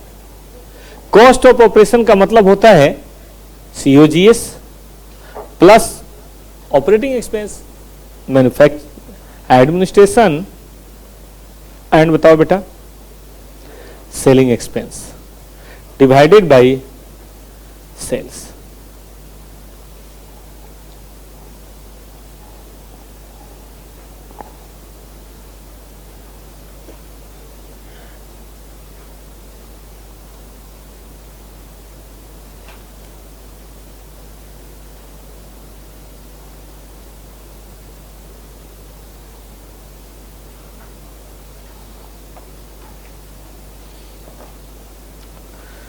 अब देखिए हम इतना जानते हैं बेटा जी,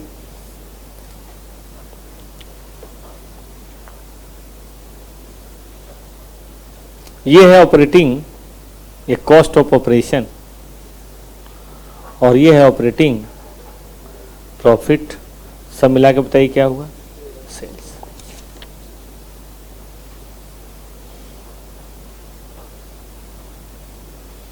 मान लो बेटा ये है 80%, तो ये 20 होना ही है। और मान लो ये किसी कारण से आप नहीं कंट्रोल कर पाए, जीपी अच्छा होने के बाद भी लोगों को लॉस हो जाता है क्योंकि एडमिनिस्ट्रेशन में खर्चा बहुत ज्यादा है। मान लो ये क्या बोलते हैं 82 हो गया, तो ये कितना होना है? 18 ही होना है। तो सिर्फ ये नहीं कि आपने सस्ता बना लिया, सस्ता बेचिए भी। अभी पीछे पतंजलि का रिपोर्ट आया था कि उनका प्रॉफिटेबिलिटी डाउन हुआ है, मैं वो रिपोर्ट आपको पढ़वाना चाहूंगा। कैसे इकोनॉमिक्स टाइम्स वाले एनालिसिस करते हैं, मैं आपको पढ़ाना चाहूंगा। एक मिनट रुक जाइए, लैंग्वेज पढ़िएगा कैसे, मतलब इकोनॉमिक्स टाइम्स वाले लिखते हैं। लैंग्वेज पढ़ेंगे तभी आपको बात पता चलेगी।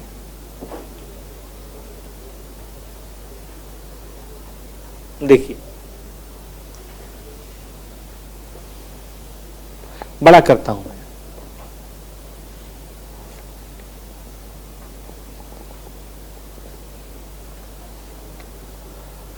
देखिए there is a sharp contrast of firm stand out performance in the previous year since 2013 when the annual sale has been doubled each year till 2017। 13 से 17 में हर साल सेल डबल हुआ है। द डिक्लाइन इन टर्नओवर, आपकी बार cell कम हुआ, 20% कम हुआ है। The decline in turnover is primarily because of दो बातें, company inability to timely adopt to GST regime. GST ने तो अच्छे का हाल खराब किया। रामदेव जी योगा भूल गए, सांस अंदर जा रही है बाहर ही नहीं आ रही। हम देखा उनके चेहरे पे वो उन्माद वाली हंसी होती है, जो मतलब बेफिक्री वाली हंसी होती है, खत्म हो गई है। मोदी जी। हाँ,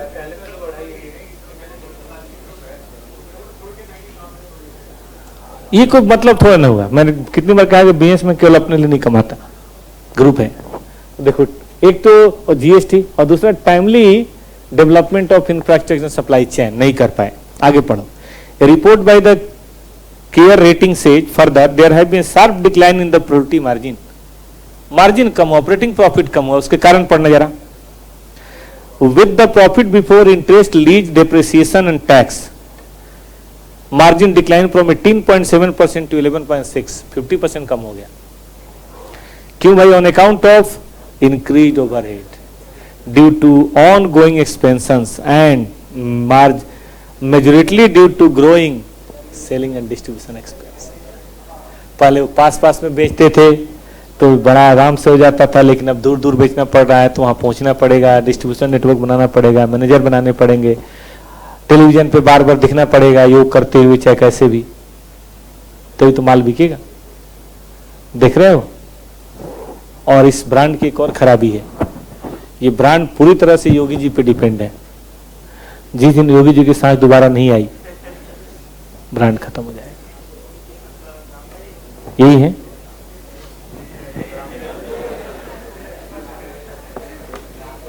हाँ, इंडिविजुअल ब्रांड नहीं होना चाहिए। इंडिविजुअल ब्रांड का होना बहुत गलत है। इसलिए मैं कभी भी कोशिश करता हूं कि टॉपर्स भगवान लाल पे डिपेंड ना रहे फ्रॉम डे वन। हम लोग यहाँ पे देखो, फाउंडेशन में मैं कोई क्लास नहीं लेता, फाइनल में सिर्फ 1-2 क्लास लेता हूँ, और आईपीसी में भी 8 में से 2 ही पे पढ़ाता हूँ मैं।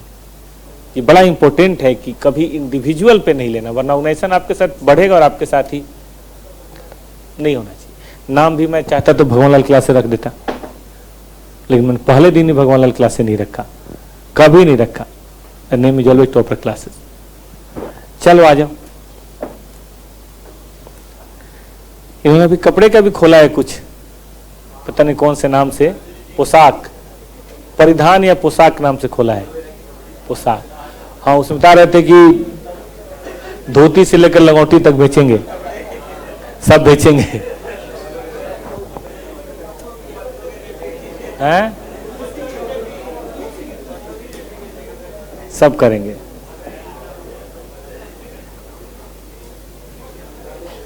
हो गया भाई?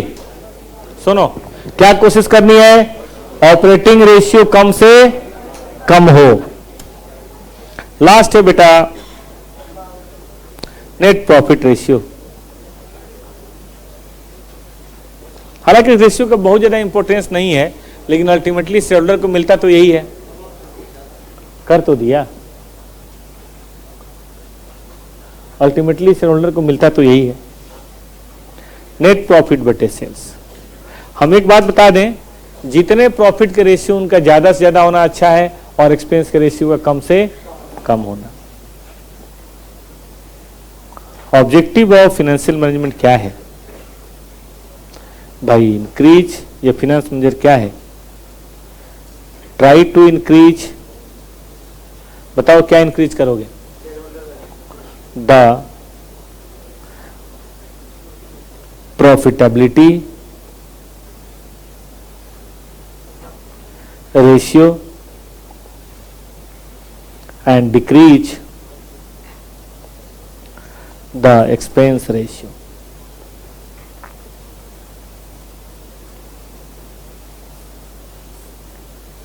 बैट्समैन को ना 2 काम करना चाहिए, एक तो बैटिंग करनी चाहिए, अच्छी रन बनाओ, और दूसरा फील्डिंग करते समय रन रोको। अच्छे फील्डर ना 10, 15, 20 रन रोक देते हैं भाई। किसी की तुमने 3-4 बाउंड्री रोक दी तो 10, समझो ना 10-12 रन खुद बना लिए। वनडे में तो बहुत काम कर जाता है ये।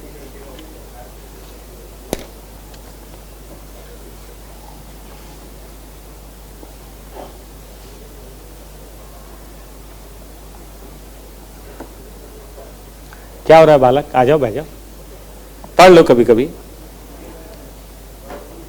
जब भी बेटा मन करे ना, फ्राइडे मंडे पढ़ लिया करो। हाँ, ठीक होता है, इतना बुरी चीज भी नहीं है पढ़ाई।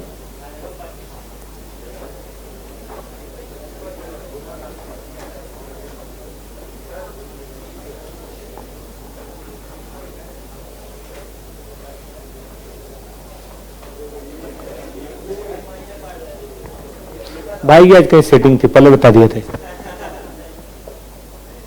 लेकिन यार इसकी कैसे किसी सेटिंग हो सकती है? इधर आप लेट्स सी, कुछ तो सिंपल पेपर ठीक हो। चलो इधर आओ।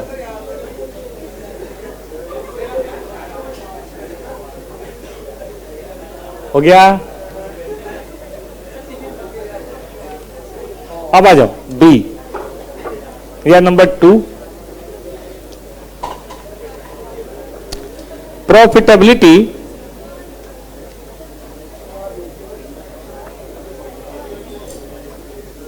in relation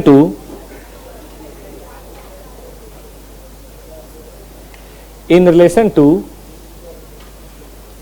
capital. देखो एक छोटे से एग्जांपल से समझाता हूं कि एक अगर रिक्शा वाला है, 10,000 का रिक्शा है, डेली 500 रुपये कमा के आ जाए, घर वाले मस्त, डेली पनीर की सब्जी बनेगी। ऑटो वाला बेचारा 4 लाख का ऑटो है उसका, डेली 700-800 कमा के आ जाए, 1000 कमा के आ जाए तो बहुत है। लेकिन एक बस है 70 लाख का, वो 1000 रुपये कमा के आए, 1000 रुपये कमा के आए तो खुश। 70 लाख की बस में नहीं यार, क्या कर रहा है? तो केवल 1000 रुपये कमाती है, तो फिर हम मतलब 70 लाख की बस थोड़ी ना होगी, फिर 5 लाख वाली बस होगी क्या भैया? तो बस भी तो 5-7 लाख की होगी नहीं क्या? एसी बस, एसी 70 लाख का बस, वोल्वो बस में 5-10 रुपए किराया थोड़े होता है, कहीं जाके देखो। सुनो हमारे, प्लीज प्लीज प्लीज प्लीज, अब जो 70 लाख लगाएगा वो रिटर्न भी 70 लाख के साथ देखेगा। और जो लोकल जो होता है ना बेटा, लोकल रूट पे जो बसें चलती हैं वो सब दिल्ली बॉम्बे की रिजेक्टेड बसें होती हैं, जो यहाँ 15-20 साल चल चुकी होती हैं, वो वहां पे चलती है किसी तरह से पेच लगा के। हाँ मतलब जबरदस्ती, उसमें कस्टमर भी नाराज नहीं होते, कहीं बस रुक जाए कोई बात नहीं, लोग बैठ के पान खाएंगे, गाना गाएंगे, गुटखा खाएंगे, ड्राइवर बोलेगा ठेल हो तो 1 किलोमीटर ठेल के ले जाएंगे, उन्हें कोई फर्क नहीं, सब गांव शहर के होते हैं। तो बसें ऐसी होती हैं, ठीक है ना बेटा? वो बसें 5-7 लाख की आती हैं। नया रहता है बेटा, जरूर रहता है, लेकिन फिर उसके भाड़े भी अलग होते हैं, उसका हिसाब भी अलग होता है। ऐसा थोड़ा ना है। पटना से मोतिहारी के लिए बस चलती है, तो जो एसी और नई बस है वो 200 रुपए से कम नहीं लेता, और फिर भी उसमें टिकट नहीं मिलेगा आपको। और जो एकदम महापटीचर खटारा बस, जिसमें एकदम बैठते ही सीट टूटने का मतलब डर रहता है, वो जाके 125 रुपए लेता है, 150 रुपए लेता है। फर्क तो होता है बेटा, ठीक है कि नहीं? आ जाओ। वैसे बता दूं, पटना मुजफ्फरपुर में कोई वोल्वो बस है भी नहीं। देखो बड़ा सिंपल सा बात है बेटा, कैपिटल के हिसाब से ही कमाई होनी चाहिए, नहीं तो कोई कैपिटल क्यों लगाएगा? मुझे बता दो भाई, मोतिहारी में 5 स्टार होटल क्यों नहीं है?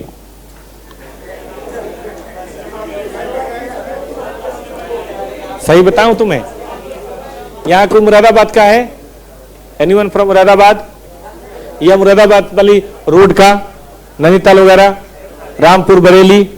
बेटा मुरादाबाद जैसे एंटर करोगे लेफ्ट साइड में, नहीं गजरौला से और आगे ना, मुरादाबाद गजरौला से और ज्यादा जाओ तो मुरादाबाद जैसे में शुरू होता है, लेफ्ट साइड में बहुत बढ़िया 5 स्टार होटल है, शायद हॉलीडे रेजिडेंसी ऐसे ही कुछ करके, मतलब अच्छा है। तो हम लोग एक बार नैनीताल जा रहे थे, तो थोड़ा लेट से दिल्ली से निकले, तो वहां शाम हो गया, 8 बज गया, तो बच्चे थोड़ा सा स्लीपरी फील कर रहे थे, सो रहे थे। हमने कहा यहीं रुक जाते हैं, नैनीताल में रुकना, यहीं रुक जाते हैं। तो 8,000 उसका रेंट था। कोई बात नहीं, हम लोग कहीं भी रहते तो वही लगता, तो हम रह गए। अब जैसे ही रूम में गए, मूड खौफ हो गया, एसी काम नहीं कर रहा था। मैं तो फट पड़ा, साला 8,000 रुपये दे के आओ, एसी नहीं काम करे, तरीका हुआ? मैंने तुरंत फोन मिलाया, चला फोन ना काम करे उसका। कहाँ फंस गए यार, 8,000 रुपये दे दिया, होटल तो बहुत अच्छा बना था पर मेंटेनेंस नहीं था। खैर कैसे भी करके किसी स्टाफ को बुलाया, उनको बड़ा मतलब थोड़ा इंग्लिश में बोला कि 5 स्टार होटल है यार। साला उनको और समझ नहीं आया, क्योंकि मुझे क्या पता यूपी है। उन्होंने कहा नहीं सर, कॉन्सेप्ट क्लियर नहीं, फिर से बताओ। हम उनको बोला कि देख भैया, एसी काम नहीं करत, एसी ठीक कराओ ना तो मैं पैसा वापस दो, सीधा सीधा बात है। तब अच्छा ये बात है, एसी नहीं वर्क, रात को 12 बजे लग के उन्होंने एसी ठीक किया, चलो सब कुछ बढ़िया है। फिर हमने सोचा स्विमिंग पूल में देखते हैं वहां कुछ हो रहा हो भाई, कोई एक्टिविटी हो रही हो। सुबह 6 बजे उठ के हम लोग जिम गए, स्विमिंग पूल गए, तो जिम में साले मतलब एक भी ढंग के नहीं, आड़े तिरछे उसके वो थे, क्या बोलते हैं, ट्रेनर खुद ही ट्रेन हो रहे थे। हमने कहा यार कुछ कस्टमर बुलाओ, रूम होम से जरा फोन करो, कुछ अच्छा कस्टमर बुलाओ यार, तो साथ में किया जाए जिम। था ही नहीं कस्टमर अच्छा। स्विमिंग पूल में गए भाई, जो पानी तो था लेकिन हम गंदा पानी, मेढक नहीं भी था तो ठीक था। खलो कैसे भी करके 8 बजे हम नक्की होके भागे, कारण बता रहा हूं, वहां बेटा कस्टमर नहीं। अब 5, 7, 10 लोग आके 8, 10 हजार रुपए दे भी दे तो उससे क्या होना है। अब शायद सुधर गया हो, अब स्टैंडर्ड ऑफ लिविंग बढ़ी हो। तुम दिल्ली के 5 स्टार में जाओ बेटा, फर्श पे कंघी कर सकते हो, शीशे की तरह चमक रहा होता है। मोरिया में चले जाओ, ताज में चले जाओ, अभी नया बना है, ओबराय में चले जाओ, एकदम दीवार पे इतना चमक होगा बेटा, तुम आराम से शाइनिंग, एकदम शाइनिंग। कारण सुनो, मैं तब बता रहा हूं, खाली नहीं होता, एक रूम खाली नहीं होता। पहले से बुकिंग करो तो मिलेगा, नहीं तो नहीं मिलेगा। कारण यहां पे कॉर्पोरेट्स हैं, गवर्नमेंट एजेंसीज हैं, फॉरेन डेलीगेट्स हैं, आते रहते हैं, सब होटल फुल है। 12,000 15,000 एक रूम का मिल रहा है, कलेक्शन हो रही है 500-600 करोड़ की साल में, तो मेंटेनेंस भी हो रहा है। बहुत जरूरी है कि कैपिटल एम्प्लॉयड की तुलना में तो मुरादाबाद में 5 स्टार होटल खोलना ही नहीं चाहिए। वहां ढाबा और लॉज ही ठीक है, जहां लोग 1000 रुपए दें और रहें आराम से, टेंशन फ्री। ठीक है, चलिए आगे बढ़िए। तो इसीलिए return must be in relation to, बताओ, कैपिटल। अच्छा बताओ, सीए पढ़ने के बाद और बीकॉम पढ़ने के बाद सेम सैलरी मिले तो कोई सीए पढ़ेगा? बीकॉम 3 साल में हो जाता है, बड़ी मुश्किल से कोई फेल होता है, फैक्ट यही है। सीए में जवानी खर्च हो जाती है, बड़ी मुश्किल से पास होते हैं। और दोनों को मान लो 15,000 की सैलरी मिले तो कोई सीए में आएगा? उसी हिसाब से ना सैलरी मिलनी चाहिए। गलत कर रहा हूं बेटा? चलो, तो इसके लिए क्या करना होगा, आपको रिटर्न को कैपिटल एम्प्लॉयड से फिट करना होगा। अब रिटर्न का क्या मतलब अभी हमने पढ़ा, लेकिन फिर बताऊंगा मैं, एक बार फिर से बता दूं what we mean by return, और एक बार फिर से बताऊंगा what we mean by capital. चलो पहले रिटर्न बताता हूं। 2 कंपनियां होंगी, XY जो भी होंगी। अभी अभी आपने ताजा पढ़ा, ऑपरेटिंग प्रॉफिट होता है,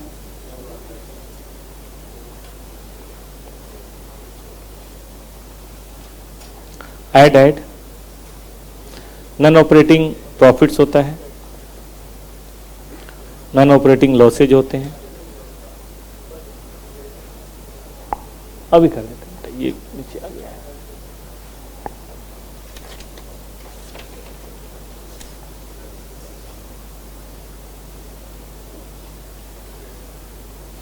हो गया बालक? इसको बोलते हैं PBIT, interest on loan, long term loan. Short term loan तो उधर ही ऑपरेटिंग प्रॉफिट में घट जाता है, इसको बोलते हैं PBT। टैक्स, ये भी लिखा था आपने, मैं दोबारा मैं आपको लिखवा रहा हूं एक बार। क्या बोलते हैं बेटे जिसको? PAT। दोबारा लिख लोगे, आदत बन जाएगी, क्योंकि अब तो बार बार लिखना है। प्रॉफिट, सॉरी प्रॉफिट नहीं, प्रीफरेंस, प्लीज नोट कीजिए। लो बात,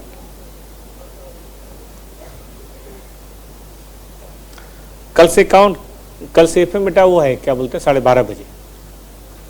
और कोई कारण नहीं, 2 क्लास लगातार पढ़ाऊंगा तो एफिशिएंसी नहीं रहेगी, थोड़ा ब्रेक हो जाता है तो अच्छा रहता है ना। और थोड़े समय बाद 12 बजे हो जाएगा, 10 तारीख के बाद। ये मैंने आधा घंटे वो डिले किया, बहुत ज़्यादा दिक्कत तो नहीं किसी को, वो जानबूझ के, आपने देख रहे बाहर क्या हालत है, अभी और खराबी होने वाली है, अभी और खराब होने वाली है। तबीयत खराब हो जाए, 4 दिन आप छींकते रहो, क्या फायदा? आधे घंटे से बहुत फर्क पड़ जाता है।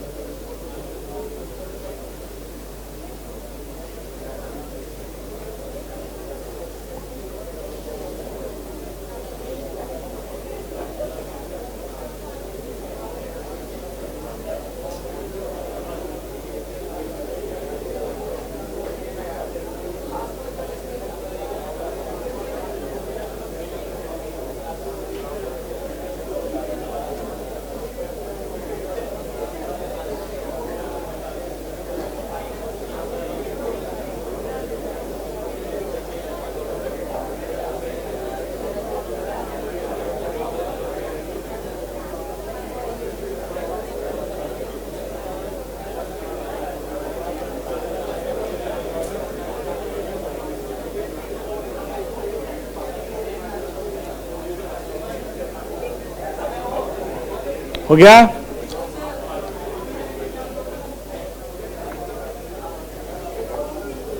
भाई शोर शोर ना करो प्लीज।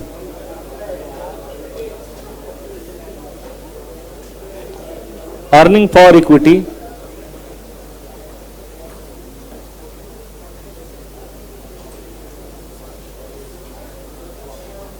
इक्विटी डिविडेंड,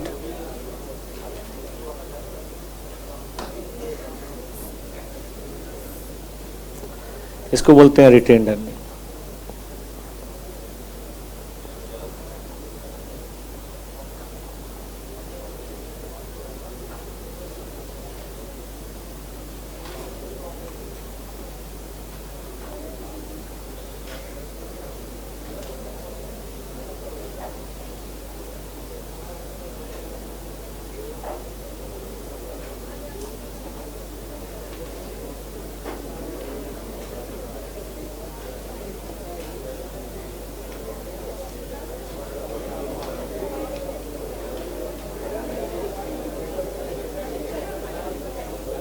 हो गया?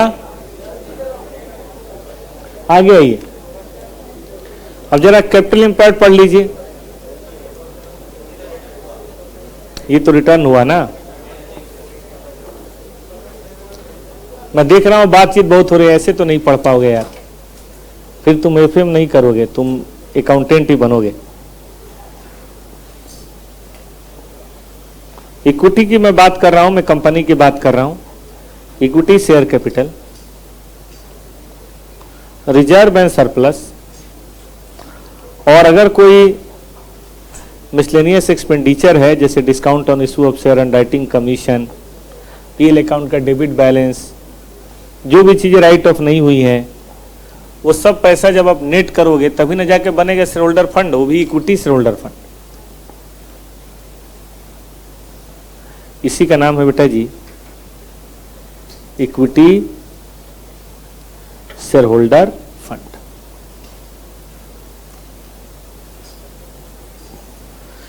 ये तो बड़े भैया का पैसा हुआ।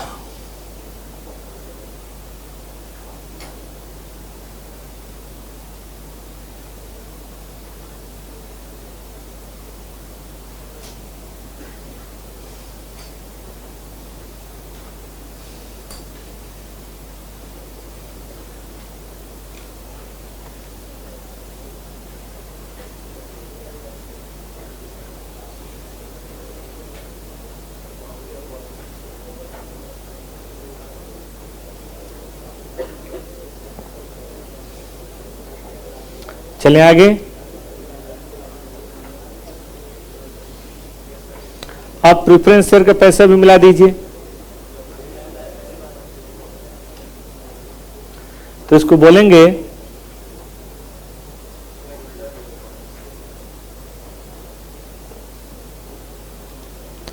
Share holders fund. ठीक है, ये हम कई बार बोलते हैं ओनर्स फंड, या बोलते हैं प्रोप्राइटर्स फंड।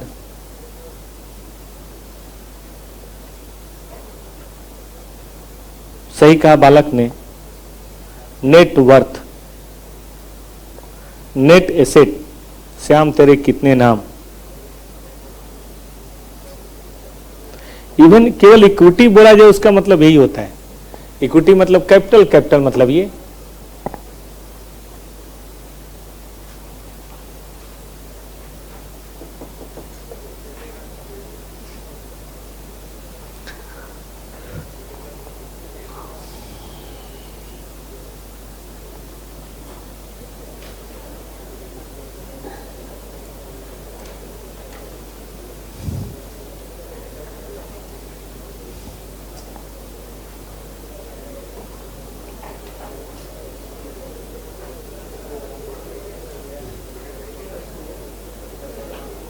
अरे भाई हो गया,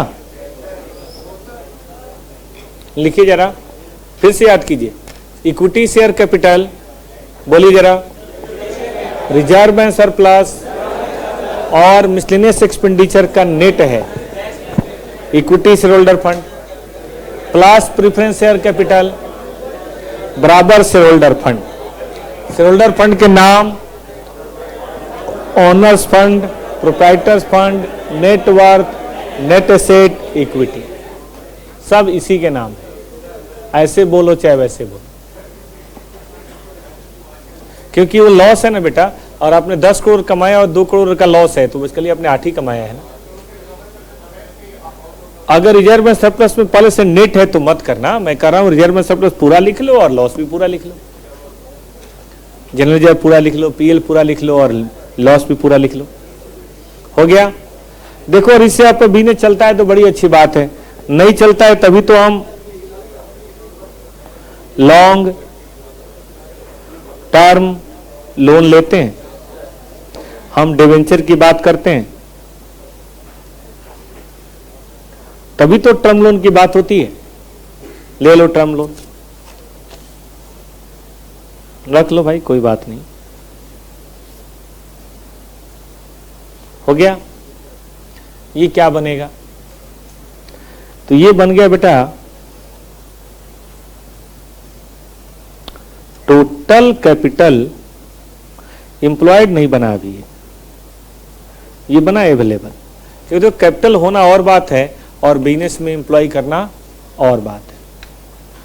इसमें से हो सकता है आपने अभी कुछ पैसा बिजनेस में नहीं लगाया हो, आपने उसे कहीं बाहर रखा हो, उसको बोलते हैं नॉन ट्रेड इन्वेस्टमेंट। और इस तरह से जो बात बनी उसे बोलेंगे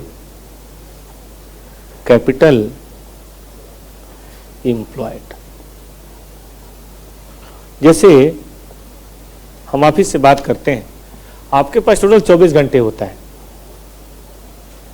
लेकिन 24 घंटे में 6 घंटे सोना भी है, 2 घंटे 3 घंटे थोड़ा खाना पीना, फ्रेश होना, थोड़ा व्हाट्सएप, मोबाइल, घूमना फिरना, गपशप, तो बेसिकली इफेक्टिव तो आपको 14 घंटे ही बचे ना। मैं 6-7 घंटा सोना, 2-3 घंटा खाना पीना, ट्रेवलिंग, तो मैक्सिमम आप पढ़ सकते हैं कितने घंटे? 14 घंटे। तो आवर अवेलेबल है 24, लेकिन इफेक्टिव आवर कितने हैं? क्योंकि खाना पीना, सोना, घूमना फिरना, ये सब तो नॉन प्रोडक्टिव ही है ना, आपके काम तो नहीं आ रहा, तो उसको माइनस कीजिए, जो बचेगा वही ना कैपिटल एम्प्लॉयड है। लेकिन 14 घंटे में भी आप पढ़ते हैं कि नहीं पढ़ते हैं? जितना ये बढ़ाते जाएंगे उतना ये कम होता जाएगा। तो सवाल है ये नॉन ट्रेड इन्वेस्टमेंट क्या है? देख लो बेटा जी, आप पैसा तो बिजनेस में लगाते हो, कहीं बाहर लगाते हो, तो जो पैसा आपने बिजनेस से बाहर लगा दिया, जिससे आपके मेन लाइन ऑफ बिजनेस में कोई फायदा नहीं है, भले कमाई हो रही but main line of business में फायदा नहीं है, बताओ वो क्या है? एग्जाम्पल देता हूं मैं आपको। मारुति इंडस्ट्री ने एक और प्लांट खरीद लिया, ट्रेड इन्वेस्टमेंट है, फिक्स एसेट है। चलो, मारुति इंडस्ट्री ने एमआरएफ के शेयर खरीद लिए, ट्रेड है, क्योंकि एमआरएफ से उसको टायर आता है, वहां इन्वेस्टमेंट करेगा तो दोस्ती बढ़ेगी, टायर सस्ता मिलेगा। इन्वेस्टमेंट करने से तो भाई हम आपके इन्वेस्टर हो गए ना, शेयर होल्डर हो गए, तो आपका कंट्रोल आपके ऊपर हो गया। मान लो एमआरएफ के मोर देन 50% शेयर खरीद लिए, सब्सिडी बना ली, फिर तो अच्छा है ना। ये मारुति और एमआरएफ एक रिलेटेड काम नहीं है, टायर तो काम आएगा ना भाई। लेकिन मान लीजिए मारुति ने रिलायंस इंडस्ट्री में इन्वेस्ट किया, नॉन ऑपरेटिंग, पेट्रोकेमिकल का हमें क्या काम है? या रिलायंस इंडस्ट्री ने एसबीआई में एफडी करा दिया है, non operating. Getting my point? आप शाम में गिटार सीखने जाते हैं, बताओ ये क्या है? Non operating.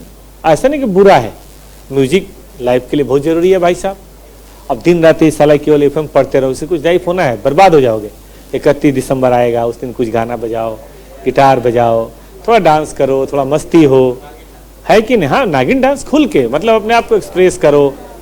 तो देखो, लाइफ तो वही है, आनंद तो वही है। तैयारी हो रही है, कुछ घर पे कुछ प्रैक्टिस कर रहे हो, है ना? तो देखो 31 तारीख को सब लोग एकदम पहले तो नहा के आना, पहली बात। ऊपर से थोड़ा बढ़िया से जरा, है ना, बाल उल थोड़ा डाई करा के ब्लू रंग का, और क्या 3-4 बाल आगे वाले ब्लू करवाना है, आगे वाले 3-4 बाल। या नहीं था वो मकाऊ के कलर का, मकाऊ देखा है? वो पैरोट पीले वाला ब्लू वाला थोड़ा सा होता है, कहाँ है? कहाँ है? नहीं है। आगे वाले 4-5 एकदम डार्क ब्लू या डार्क पैरोट कलर, मजा आएगा।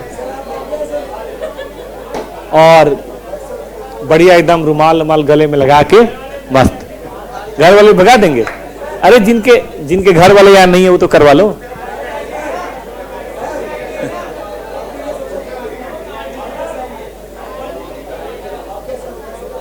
हाँ कर, चला जाओ।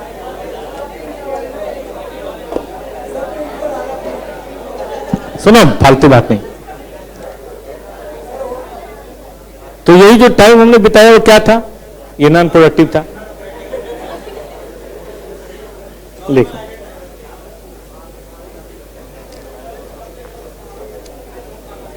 या तो इतने काजी हैं कि एक बात बोलो 4 शुरू हो जाते हैं। अच्छा बेटा, एक ही महीना और, फिर आप कहां हम कहां।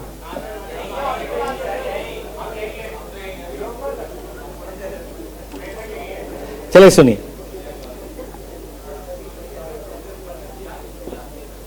Please please. हो गया बेटा ट्रेड इन्वेस्टमेंट, ये रहा ट्रेड, ये रहा नॉन ट्रेड। ट्रेड मतलब मेन लाइन ऑफ बिजनेस।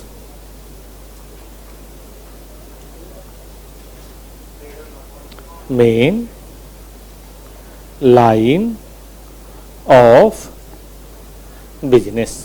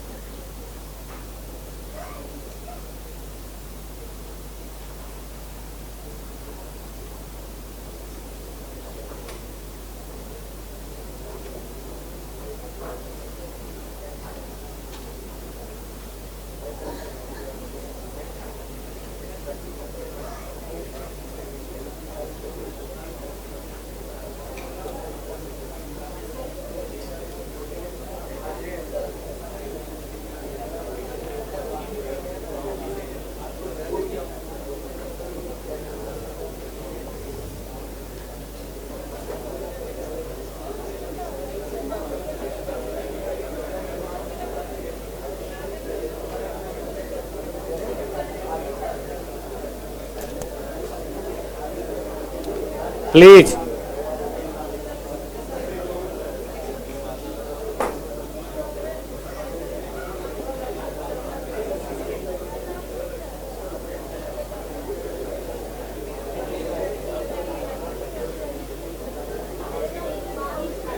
और ये क्या है?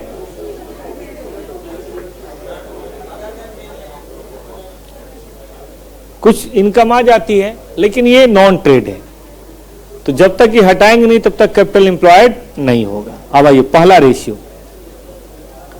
सबसे इंपॉर्टेंट बिजनेस का ratio, return on capital employed. हम इसको बोलते हैं ROCE, या रिटर्न ऑन इन्वेस्टमेंट, ROI। देखो मेरे भाई,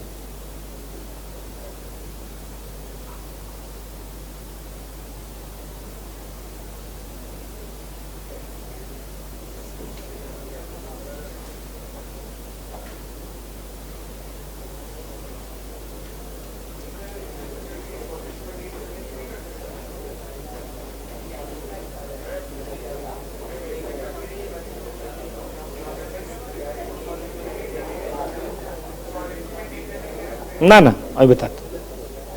देखो, आपने बिजनेस में पैसा लगाया, उससे क्या कमा रहे हैं आप ऑपरेटिंग प्रॉफिट कमा रहे हैं, क्योंकि उसके बाद जो नॉन ऑपरेटिंग है वो तो नॉन ऑपरेटिंग इनकम एक्सपेंस है, मेन लाइन ऑफ बिजनेस थोड़े ना है, और इसके लिए आपने पैसा लगाया है। लेकिन क्या है कि प्रॉफिट एक दिन में होता है या पूरे साल होता है, तो इसीलिए कैपिटल एम्प्लॉयड भी कौन सा होना चाहिए? एवरेज।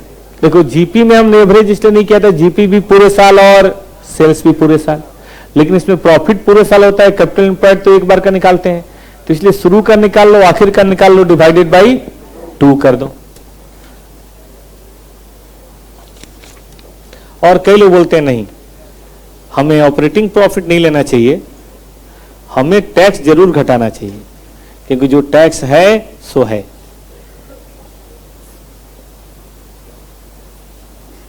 हाँ, लाइक कई लोग बोलते हैं टैक्स भी ऑपरेटिंग प्रॉफिट वाला ले तो अच्छा है, 1 माइनस टी कर दें तो भी चलेगा, 1 माइनस टी,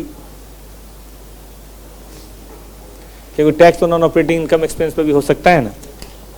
तो चलो जो भी टैक्स ऑपरेटिंग प्रॉफिट का वो देख लीजिए।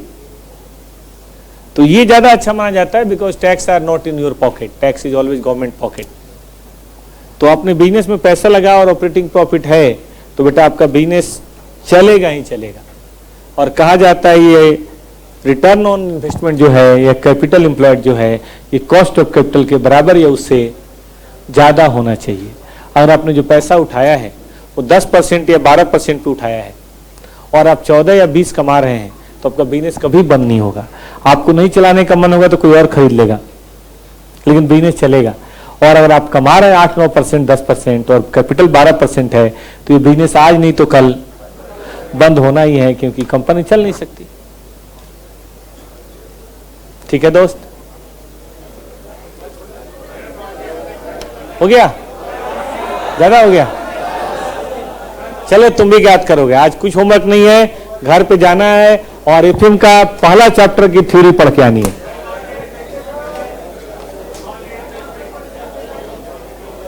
क्योंकि वो बिजनेस में नहीं है ना बेटा, बताता